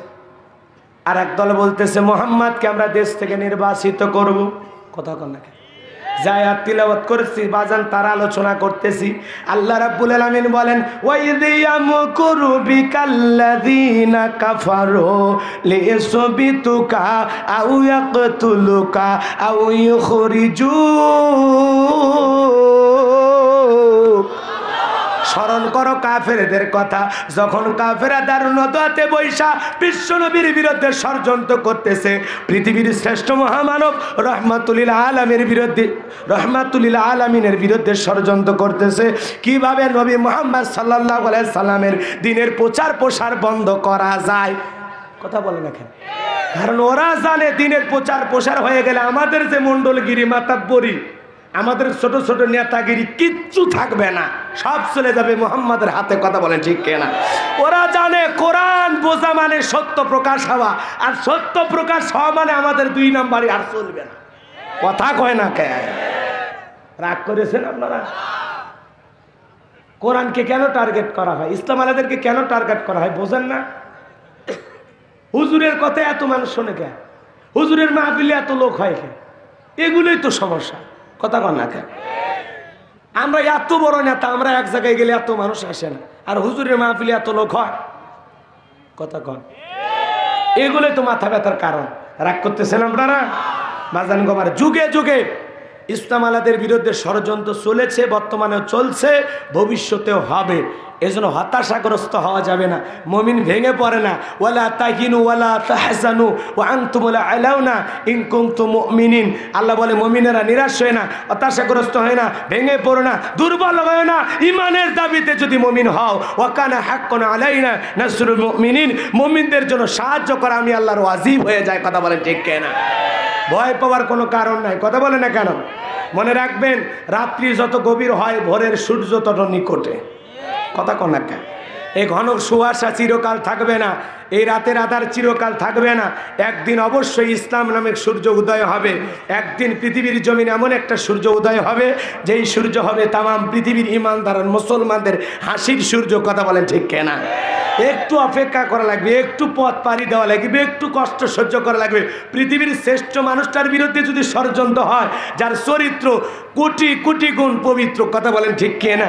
যেই মানুষটার চেহারার দিকে তাকাইলে ক্ষুধা থাকে না, যেই মানুষটার দিকে কাফেররা পর্যন্ত মায়ের নজরে তাকাই, তো কথা কন না কে? রাগ করেছেন মনে হয়? এবার জানো গো আমার, এইবার একদল বলতেছে নবী মুহাম্মদকে বিদেশে পাঠায় দেব, দেশ থেকে নির্বাসিত করব, দেশ থেকে তাড়ায় দেব। শয়তান ডেকে বলতেছে ওহো ওহো, এই সিদ্ধান্ত আমি মানি না। কারণ মোহাম্মদ যে সুন্দর কথা বলে, তার সুন্দর যে ব্যবহার, যেই দেশেই পাঠাও না কেন, ওই দেশে যা ইসলামের প্রচার প্রসার করে, মানুষকে কালেমার দাওয়াত দিয়া দল ভারী কইরা একদিন তোমাদের উপরে আক্রমণ চালাবে। বিদায় বিদেশে পাঠায়াও শান্তিতে থাকতে পারবা না, কারণ বিদেশে ইসলামের প্রচার প্রসার কইরা একদিন তোমাদের উপর আক্রমণ করবে। আবু জেহেল বলতেছে মুরব্বির কথা রাইট, কথা বলেন এখানে। কারণ বিদেশে পাঠায়া ওই দেশে যা ইসলামের প্রচার প্রসার কইরা দল ভারী কইরা যদি আমাদের উপর আক্রমণ করে, অতএব বিদেশে পাঠায়াও শান্তির ঘুম জাগার ঘুমাইতে পারবো না। অতএব জেলখানায় বন্দি করার সিদ্ধান্ত বাতিল, বিদেশে পাঠানোর সিদ্ধান্ত বাতিল। আমি আবু জেহেল ঘোষণা করলাম নবী মুহাম্মদকে আমরা হত্যা করবো। জোরে কর নাউজুবিল্লাহ, আরো চিল্লা বলে নাউজুবিল্লাহ। আমার নবীকে আবু জেহেলের পাকা ধানে মই দিয়েছে, ওর বাড়ির 2 একদিন চুরি করতে গিয়েছিল। কেন আমার নবীকে হত্যা করবে? কেন আমার নবীকে হত্যা করবে? কারণ একটাই, দিনের কথা বলে, ইসলামের কথা বলে, এক আল্লাহর দিকে দাওয়াত দেয়, ওদের বাপ দাদার ধর্মে বাদ দিয়ে নতুন ধর্মের প্রচার প্রসার করে। কথা বলেন ঠিক কি না? এটাই হলো রাগ আর ক্ষোভ। মন খারাপ করতেছেন আপনারা? এ মুসলমান আল্লাহর গোলাম, হৃদয়ের কান পেতে কথাগুলো শুনে যান বাজার। আবু জেহেল বলতেছে নবী মুহাম্মদকে আমরা হত্যা করবো, আও ইয়াকতুলুকা, তাকে হত্যা করব, তাহলে তো আর কোনো সমস্যা থাকে না। শয়তান বলতেছে তোমার এই সিদ্ধান্ত আমি মেনে নিলাম, কারণ মুহাম্মদ শেষ, তার দিনের প্রচার প্রসারও শেষ। মুহাম্মদ বেঁচে থাকলে সমস্যা, সেটা বিদেশে হোক আর জেলখানায় হোক। আর যদি মুহাম্মদকে হত্যা করা হয় তাহলে সব সমস্যা মিটে যাবে। আবু জেহেল তখন বলতেছে শোনো, একটা গ্রস্ত লোক হত্যা করলে হবে না, কারণ একটা গ্রস্ত লোক যদি হত্যা করে যে কোনো সময় তার উপর প্রতিশোধ তারা গ্রহণ করতে পারবে। অতএব আজকের এই হত্যাকাণ্ডের সাথে আমরা সকল গ্রন্থের মানুষেরা জড়িত থাকব, যাতে সব সময় আমরা এক থাকতে পারি আর সবাই মিলে একটা বড় শক্তি হতে পারে। বিদায় তোমাদের সমস্ত গ্রন্থ থেকে একজন করে নওজোয়ান, জুয়ান তাজা একটা করে যুবক আজকে রাতের মধ্যে রেডি করো। আজকে রাতে আমরা নবী মুহাম্মদ সাল্লাল্লাহু আলাইহি সাল্লামের বাড়ি ঘেরাও করে মুহাম্মদকে সকালবেলা হত্যা করব। জোরে কর নাউজুবিল্লাহ। সিদ্ধান্ত তারা নিল, কি করবে? আমার নবীকে কি করবে? হত্যা করবে। আল্লাহ পাক জিবরাইলের মাধ্যমে বিশ্বনবীর কাছে মেসেজ পাঠিয়ে দিলেন, নবী গো, কাফেররা সিদ্ধান্ত নিয়েছে, ওয়াইদিয়াম কুরুবিকাল্লাযিনা কাফারু লিইসবিতুকা আও ইয়াকতুলুকা আও ইখরিজুক। কাফেরদের সিদ্ধান্ত হয় আপনাকে বন্দী করবে, না হয় আপনাকে নির্বাসিত করবে, না হয় আপনাকে হত্যা করবে। এটা হলো কাফেরদের সিদ্ধান্ত হয়ে গেছে। এখন আল্লাহ পাক তার হাবিব এই কথাগুলো শোনার পর একটু মন খারাপ, তখন জিবরাইল আয়াতের বাকি অংশ শোনায়া দিলেন, ওয়ায়ামকুরুনা ওয়ায়ামকুরুল্লাহ ওয়াল্লাহু খায়রুল মাকিরিন। বলেন আল্লাহু আকবার। আল্লাহ রাব্বুল আলামিন আয়াতের পরের অংশ জানায়া দিলেন, কাফেররা ষড়যন্ত্র করেছে আপনাকে হত্যা করার জন্য, আর আমি আল্লাহ কৌশল অবলম্বন করেছি, আমি আল্লাহ ষড়যন্ত্র করেছি আমার নবীকে বাঁচানোর জন্য। বলেন আল্লাহু আকবার। ওদের ষড়যন্ত্র আপনাকে মারার জন্য, আর আমার ষড়যন্ত্র হলো আপনাকে সেভ করার জন্য, আপনাকে বাঁচানোর জন্য। বলেন আল্লাহু আকবার। আর আপনার আল্লাহ হচ্ছে শ্রেষ্ঠ কৌশলী। বিদায় আপনি মন খারাপ করবেন না। ওই শয়তানদের বুদ্ধি যেখানে শেষ, আমি আল্লাহর বুদ্ধি সেখানে শুরু। বিদায় আপনি টেনশন করবেন না। আজকে রাতে আপনাকে হিজরত করতে হবে। বলেন আল্লাহু আকবার। আমার নবীর বিরুদ্ধে ষড়যন্ত্র, পৃথিবীর শ্রেষ্ঠ মহামানবের বিরুদ্ধে ষড়যন্ত্র। আজও পৃথিবীতে আছে না নাই ষড়যন্ত্র? জোরে বলেন আছে না নাই? আপনি ভালো কথা বলবেন, কয় হুজুর এত ভালো কথা বলেন কেন? গুম করে দে কথা। আপনি ভালো কথা বলবেন, হুজুর এত ভালো কথা বলে কেন? হয় দেশে থাকেন নাহলে বিদেশে যান। আছে না নাই? আছে না নাই? হুজুর এত ভালো কথা বলেন কেন? মনে রাখবেন, ময়না পাখি ভালো কথা বলতে পারে, এই জন্য মালিক পছন্দ করে খাঁচাই বন্দি করে। কথা বলেন না কেন?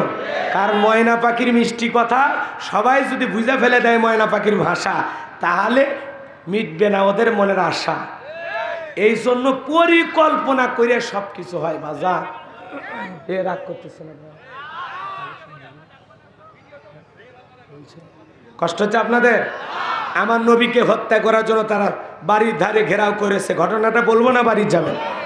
আপনি আমি এই নবীর উম্মতি তো, যে নবীর আলোচনা হচ্ছে, সন্দেহ আছে? নবীর প্রেম ভালোবাসা বুকে আছে না নাই? কোরআনকে আপনারা ভালোবাসেন তো ইনশাল্লাহ? কারা কারা দু হাত তুলে তাকান, লিল্লাহে তাকবীর, লিল্লাহে তাকবীর। হাত খাড়া করেন, হাত টান টান করেন। আমি কি হাত নামাইতে বলছি? কোরআন আমার সামনে, আমি মুসাফির মানুষ, কলিজার থেকে দোয়া করব। আমার প্রিয় ভাই এখানে বসে আছেন, আপনাদের সকলের কাছে আমি উদাত্ত আহ্বান করি, বাজান গো আমার হৃদয়ের কান পেতে আপনারা কথাগুলো শুনতেছেন। আমার নবী ষড়যন্ত্রের যে কথাগুলো কাফেররা বলেছে এবং সিদ্ধান্ত নিয়েছে, বাকি ঘটনা শেষ পর্যন্ত শোনার দরকার আছে না না? শোনার দরকার আছে না নাই? এরপরে বর্তমানে ইসলাম নিয়ে কী ষড়যন্ত্র চলতেছে সে কথাগুলো আমি আপনাদের সামনে শেয়ার করব ইনশাআল্লাহ। একটু দয়া করে বাম হাতটা নামান, শুধু ডান হাত তুলে রাখেন।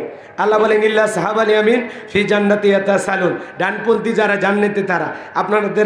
আপনার আমার জানমালের মালিক কি? ইন্নাল্লাহা আশতারা মিনাল মুমিনিনা আনফুসাহুম ওয়া আমওয়ালাহুম বিআন্না লাহুমুল জান্নাহ, নিশ্চয়ই মুমিনদের জানমাল আমি আল্লাহ ক্রয় করে নিয়েছি, বিনিময়ে জান্নাত দেব। বলুন সুবহানাল্লাহ। বলেন তো তাহলে এই জীবনের মালিক কে? এ যুবক ভালো করে বলে, এই জীবনের মালিক কে? প্রেম করবি আর পার্কে যায় প্রেমিকাকে ডায়লগ দিবি, এ জীবন তোমার, তুমি শুধু আমার। ওরে হাইব্রিড যুবক, এই জীবনের মালিককে, আপনার আমার সম্পদের মালিককে। আল্লাহর দেয়া জীবন, আল্লাহর দেয়া সম্পদ, আল্লাহ রাস্তায় খরচ করতে রাজি আছেন তো ইনশাল্লাহ? সবাই ডান হাতটা পকেটের ভিতর ঢুকে দিয়া যে যা পড়েন আজকের মাহফিলের জন্য দিয়ে দেবে। কথা কন না কেন? আপনাকে এই ব্যবহার করতে ইসলাম বলেছে?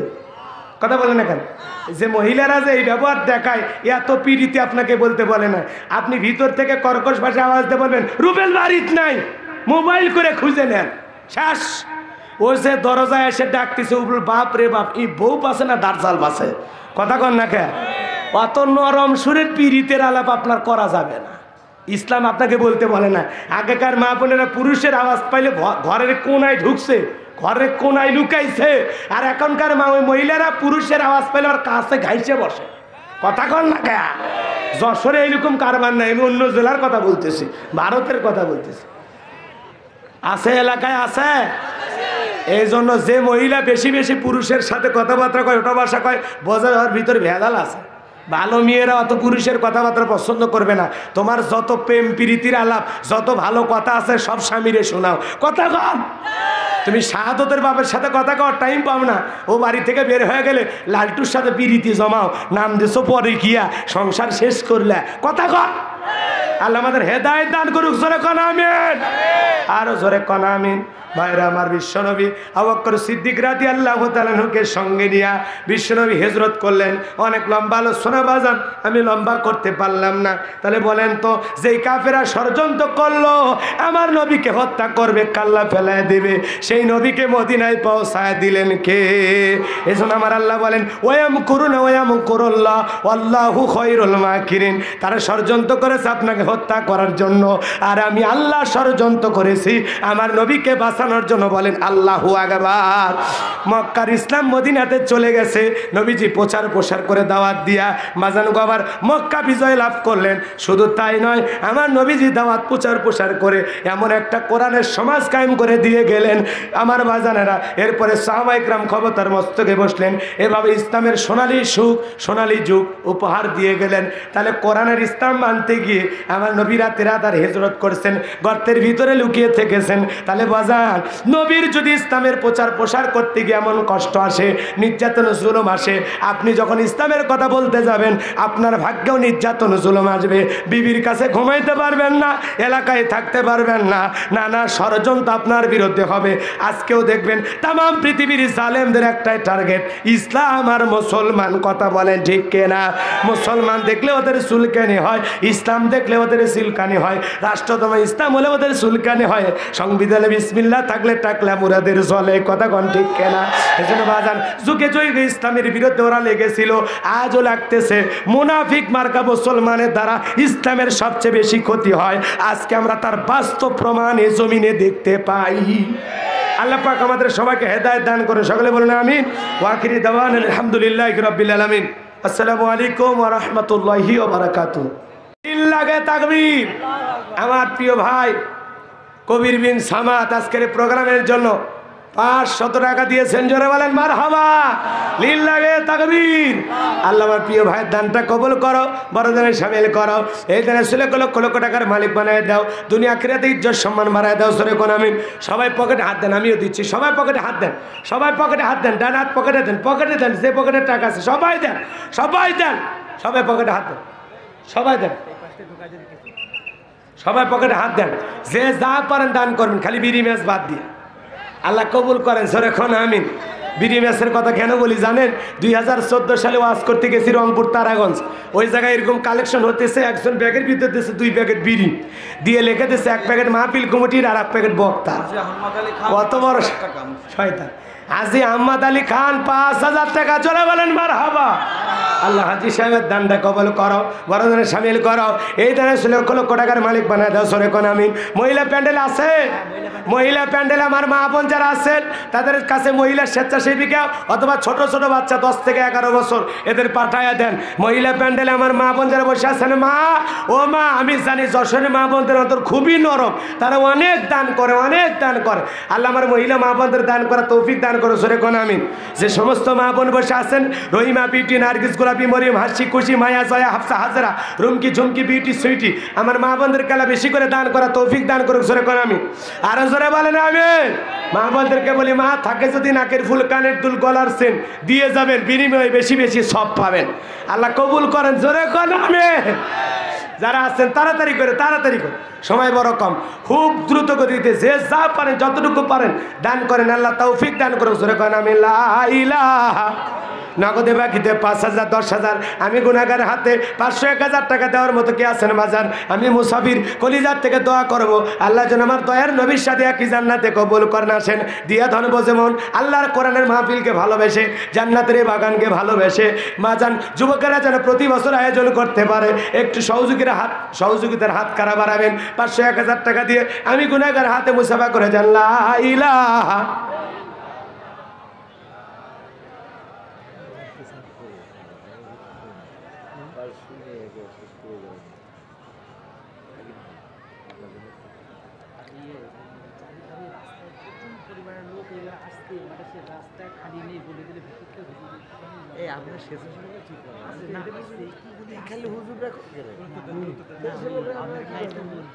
রাস্তাঘাটে অনেক লোক বৈশা আছেন ভাই, যদি সময় হয় মাহফিলে চলে আসেন। রাস্তাঘাটে যে ভাইয়েরা অনেক প্রচুর ভিড় করতেছে, আসলে ভাইয়ে ভাইয়ে বসে, সবাই বসে, সবাই বসে, মেহরবানি করে বসেন, সবাই বসে। একটু মেহরবানি করে যুবকেরা যে যা গেছে বাজান দিয়ে দেন। ব্যাগ নিয়ে, রুমাল নিয়ে, চাদর নিয়ে যারা কালেকশন করতেছে, আমার হাতে একজন ভাই আমার দিয়েছে 500 টাকা। জোরে বলেন মারহাবা। আল্লাহ দানটা কবুল করে, বড় দানের শামিল করো। এই দান লক্ষ লক্ষ টাকার মালিক বানায় দাও, দুনিয়া আখিরাতে ইজ্জত সম্মান বাড়ায় দাও। জোরে কোন আমিন। আছে এ বাজান আসেন, তাড়াতাড়ি করে আসেন, সময় খুব কম, 2-1 মিনিটের মধ্যে যে যা পারেন দেন, খুব দ্রুত গতিতে দেন। এলাকায় 1000 টাকার নোট নাই, কোনো দরদির কাছে আছে দেন না কলিজা, আমি দোয়া করে দেব দয়ার নবীর সাথে যেন আল্লাহ একই জান্নাতে কবুল করে। আমার নবীর সাথে জান্নাতে যাইতে মনের মধ্যে আশা নাই, আসেন না বাজান আসেন। একটা ভ্যান চালকের ছেলে চেয়ারম্যানের মেয়ের সাথে লাইন মারে, মানুষজন কয় এই তোর বাপ ভ্যান চালায়, চেয়ারম্যানের মেয়ের সাথে প্রেম করিস? কয় মনের মধ্যে আশা যদি হয়, কথা কন না কে? তাহলে একটা মেম্বার মানে ভ্যান চালকের ছেলে চেয়ারম্যানের মেয়ের সাথে প্রেম করে, এটা যদি আশা নিয়ে করতে পারে, আর আজকে এই যশোর থেকে বিশ্বনবীর সাথে একই জান্নাতে যাওয়ার আশা করেন, দেওয়ার মালিক তো আল্লাহ। কথা কন। অনেকে কয় হুজুর ধান্দা করে টাকা নিচ্ছে, নবীর সাথে জান্নাত পাবো তাই? তা মনের মধ্যে এত কনফিউজ কেন? আসেন না বাজান, দিলটা নরম করে দেন। আল্লাহ চাইলে আজকের দোয়া কবুল করে আমার নবীর সাথে আপনার জান্নাতে যাওয়ার ভাগ্য জুটে যেতে পারে। কথা কন। লোকের ঢল নামে লাভ নেই। নাউজুবিল্লাহ, নাউজুবিল্লাহ। আপনি এলে করলে হবে তা আস্তাগফিরুল্লাহ। না বললে হবে না বাবা, আমাদের কথার দাম আছে না, কথা বলে না কেন? আমি তো আমার ওয়াদা মোতাবেক আসছি 10টায়, আপনি 12টা পর্যন্ত আলোচনা করবো, এটা আমার মানে হয়েছে। সেখানে না 10-20 মিনিট বাড়ায় দিলেন। এখন এখানে যদি 1:30-2টা পর্যন্ত ওয়াজ করি, তো বাদ জহরের পরে যে মাহফিল আছে ওখানে যে মার খাওয়া ছাড়া আর কোনো উপায় নাই।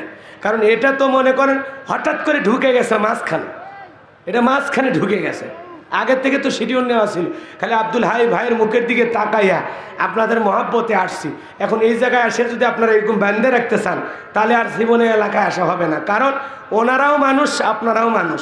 আপনাদের সাথে যে ওয়াদা হয়েছে আমার ওয়াদা ঠিকঠাক, এখন আপনাদের ওয়াদা ঠিক না থাকলে আমার করার কিছু নাই। আপনারা চাইলে আর একটা মেহমান রাখতেন, উনি বাদ জহর বয়ান করতো। হ্যাঁ, যেহেতু আপনাদের আয়োজনটা ভালোই তো দেখতেছি আলহামদুলিল্লাহ, অথবা কবির ভাইকে যদি বাদ জহর দিতেন সমস্যা কি ছিল? আপনার মালই চিনেন না, এখানে 2-3 ঘন্টা চালাবি, কথা কন না খায়। আপনার এখনই কবির ভাই বলেন আমার পরে ভাইকে লাগাই দেন, এমনি হবে, কথা কন না খায়। ওনাকে ধরেন একটু যে ভাই আপনার কিছু হাদিয়া বাড়াই দেবো, দেন না। দেখেন কবির ভাই আছে আরো 1 ঘন্টা, কথা কন না খায়। আরে আরে না, আমার পরে ভাইকে আরো 1 ঘন্টা, কথা কন না খায়। লিল্লাহে তাকবীর। অনেক ফোন কল বাকি আছে, কথা কন না খায়। ফোন কল বাকি আছে না? একটা বিদেশি ঘটনা ঘটতেছে, আপনারা তো টের পাননি, পাইছেন খবর? পাননি? হ্যাঁ, যুবকেরা যে আমাদের বাংলাদেশের যুবকেরা একটা টেস্টে জিতে গেছে আর একটা তো হারিয়ে গেল, সেগুলো বিষয়ে তো ফোন করা লাগবে ক্রিকেটারের কাছে, কথা কন না কেন?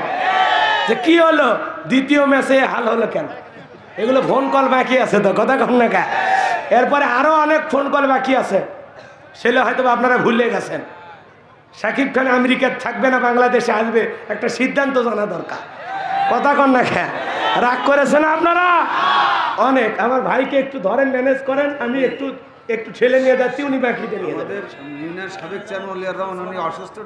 সাবেক চেয়ারম্যান অলিউর রহমান 1000 টাকা দিয়ে দোয়া চেয়েছেন, জোরে কোন মারহাবা। আল্লাহ দানটা ফাঁকা বলে বলতেছেন ভাই, তখন তো মানুষই ছিল না, এখন তো মোটামুটি একটু জমছে। শাইনুর ভাই 500 টাকা, জোরে বলেন মারহাবা। আল্লাহ দানটা কবুল করেন, জোরে কোন আমিন। আরো জোরে বলেন আমিন। আল্লাহ দানগুলো কবুল করেন, বড়দারে সামিল করেন। দিয়া ধনব যেমন কেড়ে নিত কতক্ষণ নদীর ভনকল করে, এই তো নদীর খেলা, সকালবেলা টাকাবেলা তুই ফকিরি, সন্ধ্যাবেলা লা ইলাহা ইল্লাল্লাহ। রাস্তাঘাটে আসেন যারা, তাড়াতাড়ি করে মাটি আসেন। গোলাম রব্বানির পরে কবির ভাইয়ের আসেন। আরে 10 মিনিট হলেও তো বলবেন, যেহেতু আমি অনুরোধ করছি, ভাই বলবেন ইনশাল্লাহ শেষে সঙ্গীত দিয়ে ফাটাবেন।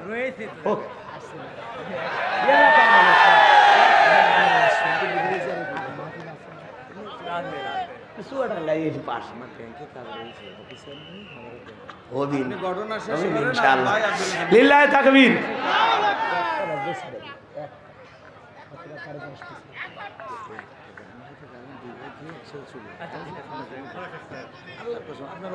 যাক আলহামদুলিল্লাহ, ভাই বলতেছে আপনার জন্য মহব্বতে বসে আছি আপনার আলোচনা শোনার আশায়, আর শেষ পর্যন্ত আমারই এরকম করলেন। আচ্ছা যাই হোক, বেশি না, আমি ভাইয়ের কাছে অনুরোধ করবো যে 2-1টা গজল বলে ইনশাল্লাহ শেষ। ওই 1 ঘন্টার চুক্তি না, 1 ঘন্টা 2 ঘন্টা না, উনি 10 মিনিটও বলতে পারে, 5 মিনিট ধরে। আমার পরে ভাইকে আমি সুযোগ দিতে চাই, কথা বলেন ঠিক কিনা? এটুকু আর বেশি না ভাই, একটা গজল করে শেষ। আলহামদুলিল্লাহ, আল্লাহ কবুল করেন, জোরে কোন আমি লিল্লাহে তাকবীর। ভাই আমার রাজি হয়েছেন, কারণ ভাইয়ের জরুরি কাজ আছে শহরের ভিতরে, এরপরে চুয়াডাঙ্গার মাহফিলে যাবেন ইনশাল্লাহ। আমরা কবির ভাইয়ের জন্য দোয়া করি, আল্লাহ পাক তার খেদমত দিনের জন্য কবুল করেন, জোরে কোন আমি, আরো জোরে বলেন আমি। আপনাদের এলাকার সন্তান সারা পৃথিবীর মানুষ চেনে, কথা বলেন না কেন?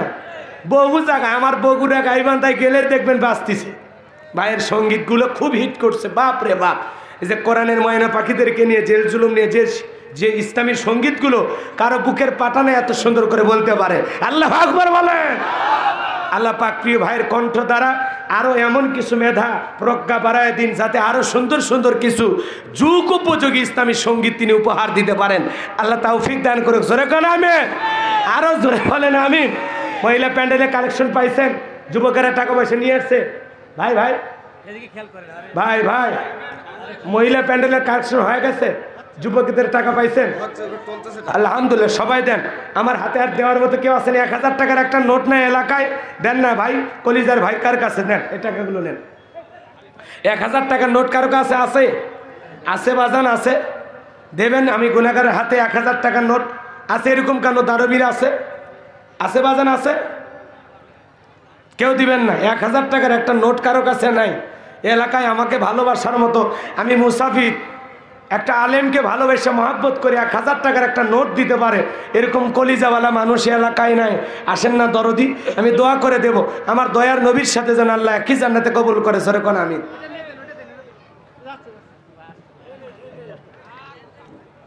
মানে নদীর মাঝখানে পড়ে গেছি, ভাইও হাত দিচ্ছে আমিও দিচ্ছি, তারপরে পাওয়া যাচ্ছে না। আলহামদুলিল্লাহ, আমার একজন প্রিয় ভাই নগদে 1000 টাকা, সরে বলেন মারহাবা।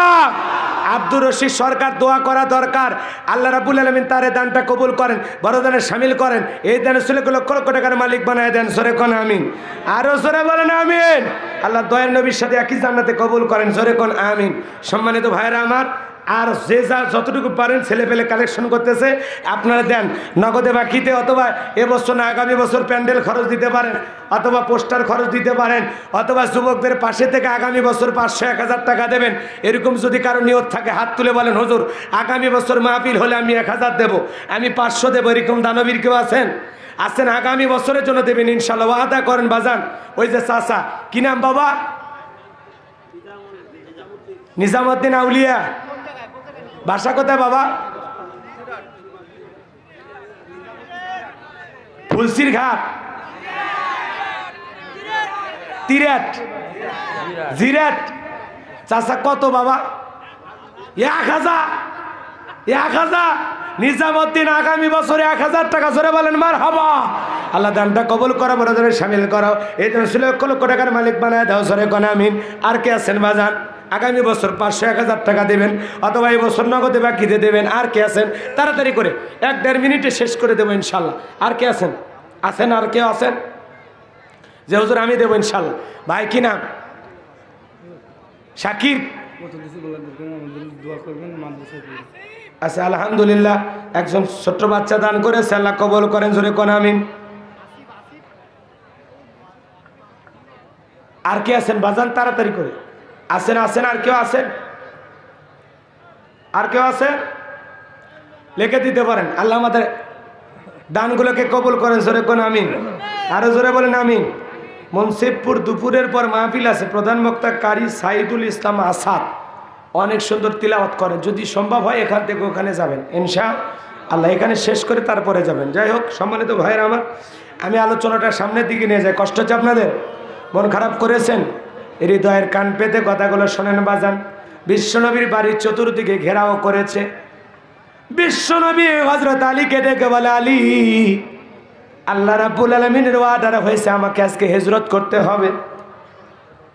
হযরত আলী ডেকে বলে, নবী গো, আজকে কাফেররা বাড়ির চতুর্দিকে ঘেরাও করেছে, এমন দিলে আল্লাহ পাক আপনাকে হিজরত করার অর্ডার দিয়েছে। আমার মনে ডাইকা কয়, আল্লাহ মনে হয় নিজে আপনারে বিপদে ফেলতেছে। জোরে কোন নাউজুবিল্লাহ। বিশ্বনবী ডেকে বলে, আলী রে, আমি শুধু একা হিজরত করব না, আমার সাথে আমার মালিকও আছে। জোরে বলেন আল্লাহু আকবার। হযরত আলীকে ডেকে বলে, আলী, আমি যখন চলে যাব আমার বিছানায় চাদর মুড়ায় দিয়ে তুমি শুয়ে থাকবা রে আলী। হযরত আলী ডেকে বলে, নবী, আপনি চলে যাবেন, আপনার চাদর মুড়ায় দিয়ে আমি শুয়ে থাকবো, আর কাফেররা আপনাকে মনে করে যদি আমাকে হত্যা করে, আমার আল্লাহর কাছে এটুকুই সান্ত্বনা, আমার জীবনের বিনিময়ে আমার নবী এখনো দুনিয়াতে বেঁচে আছে। বলেন আল্লাহু আকবার।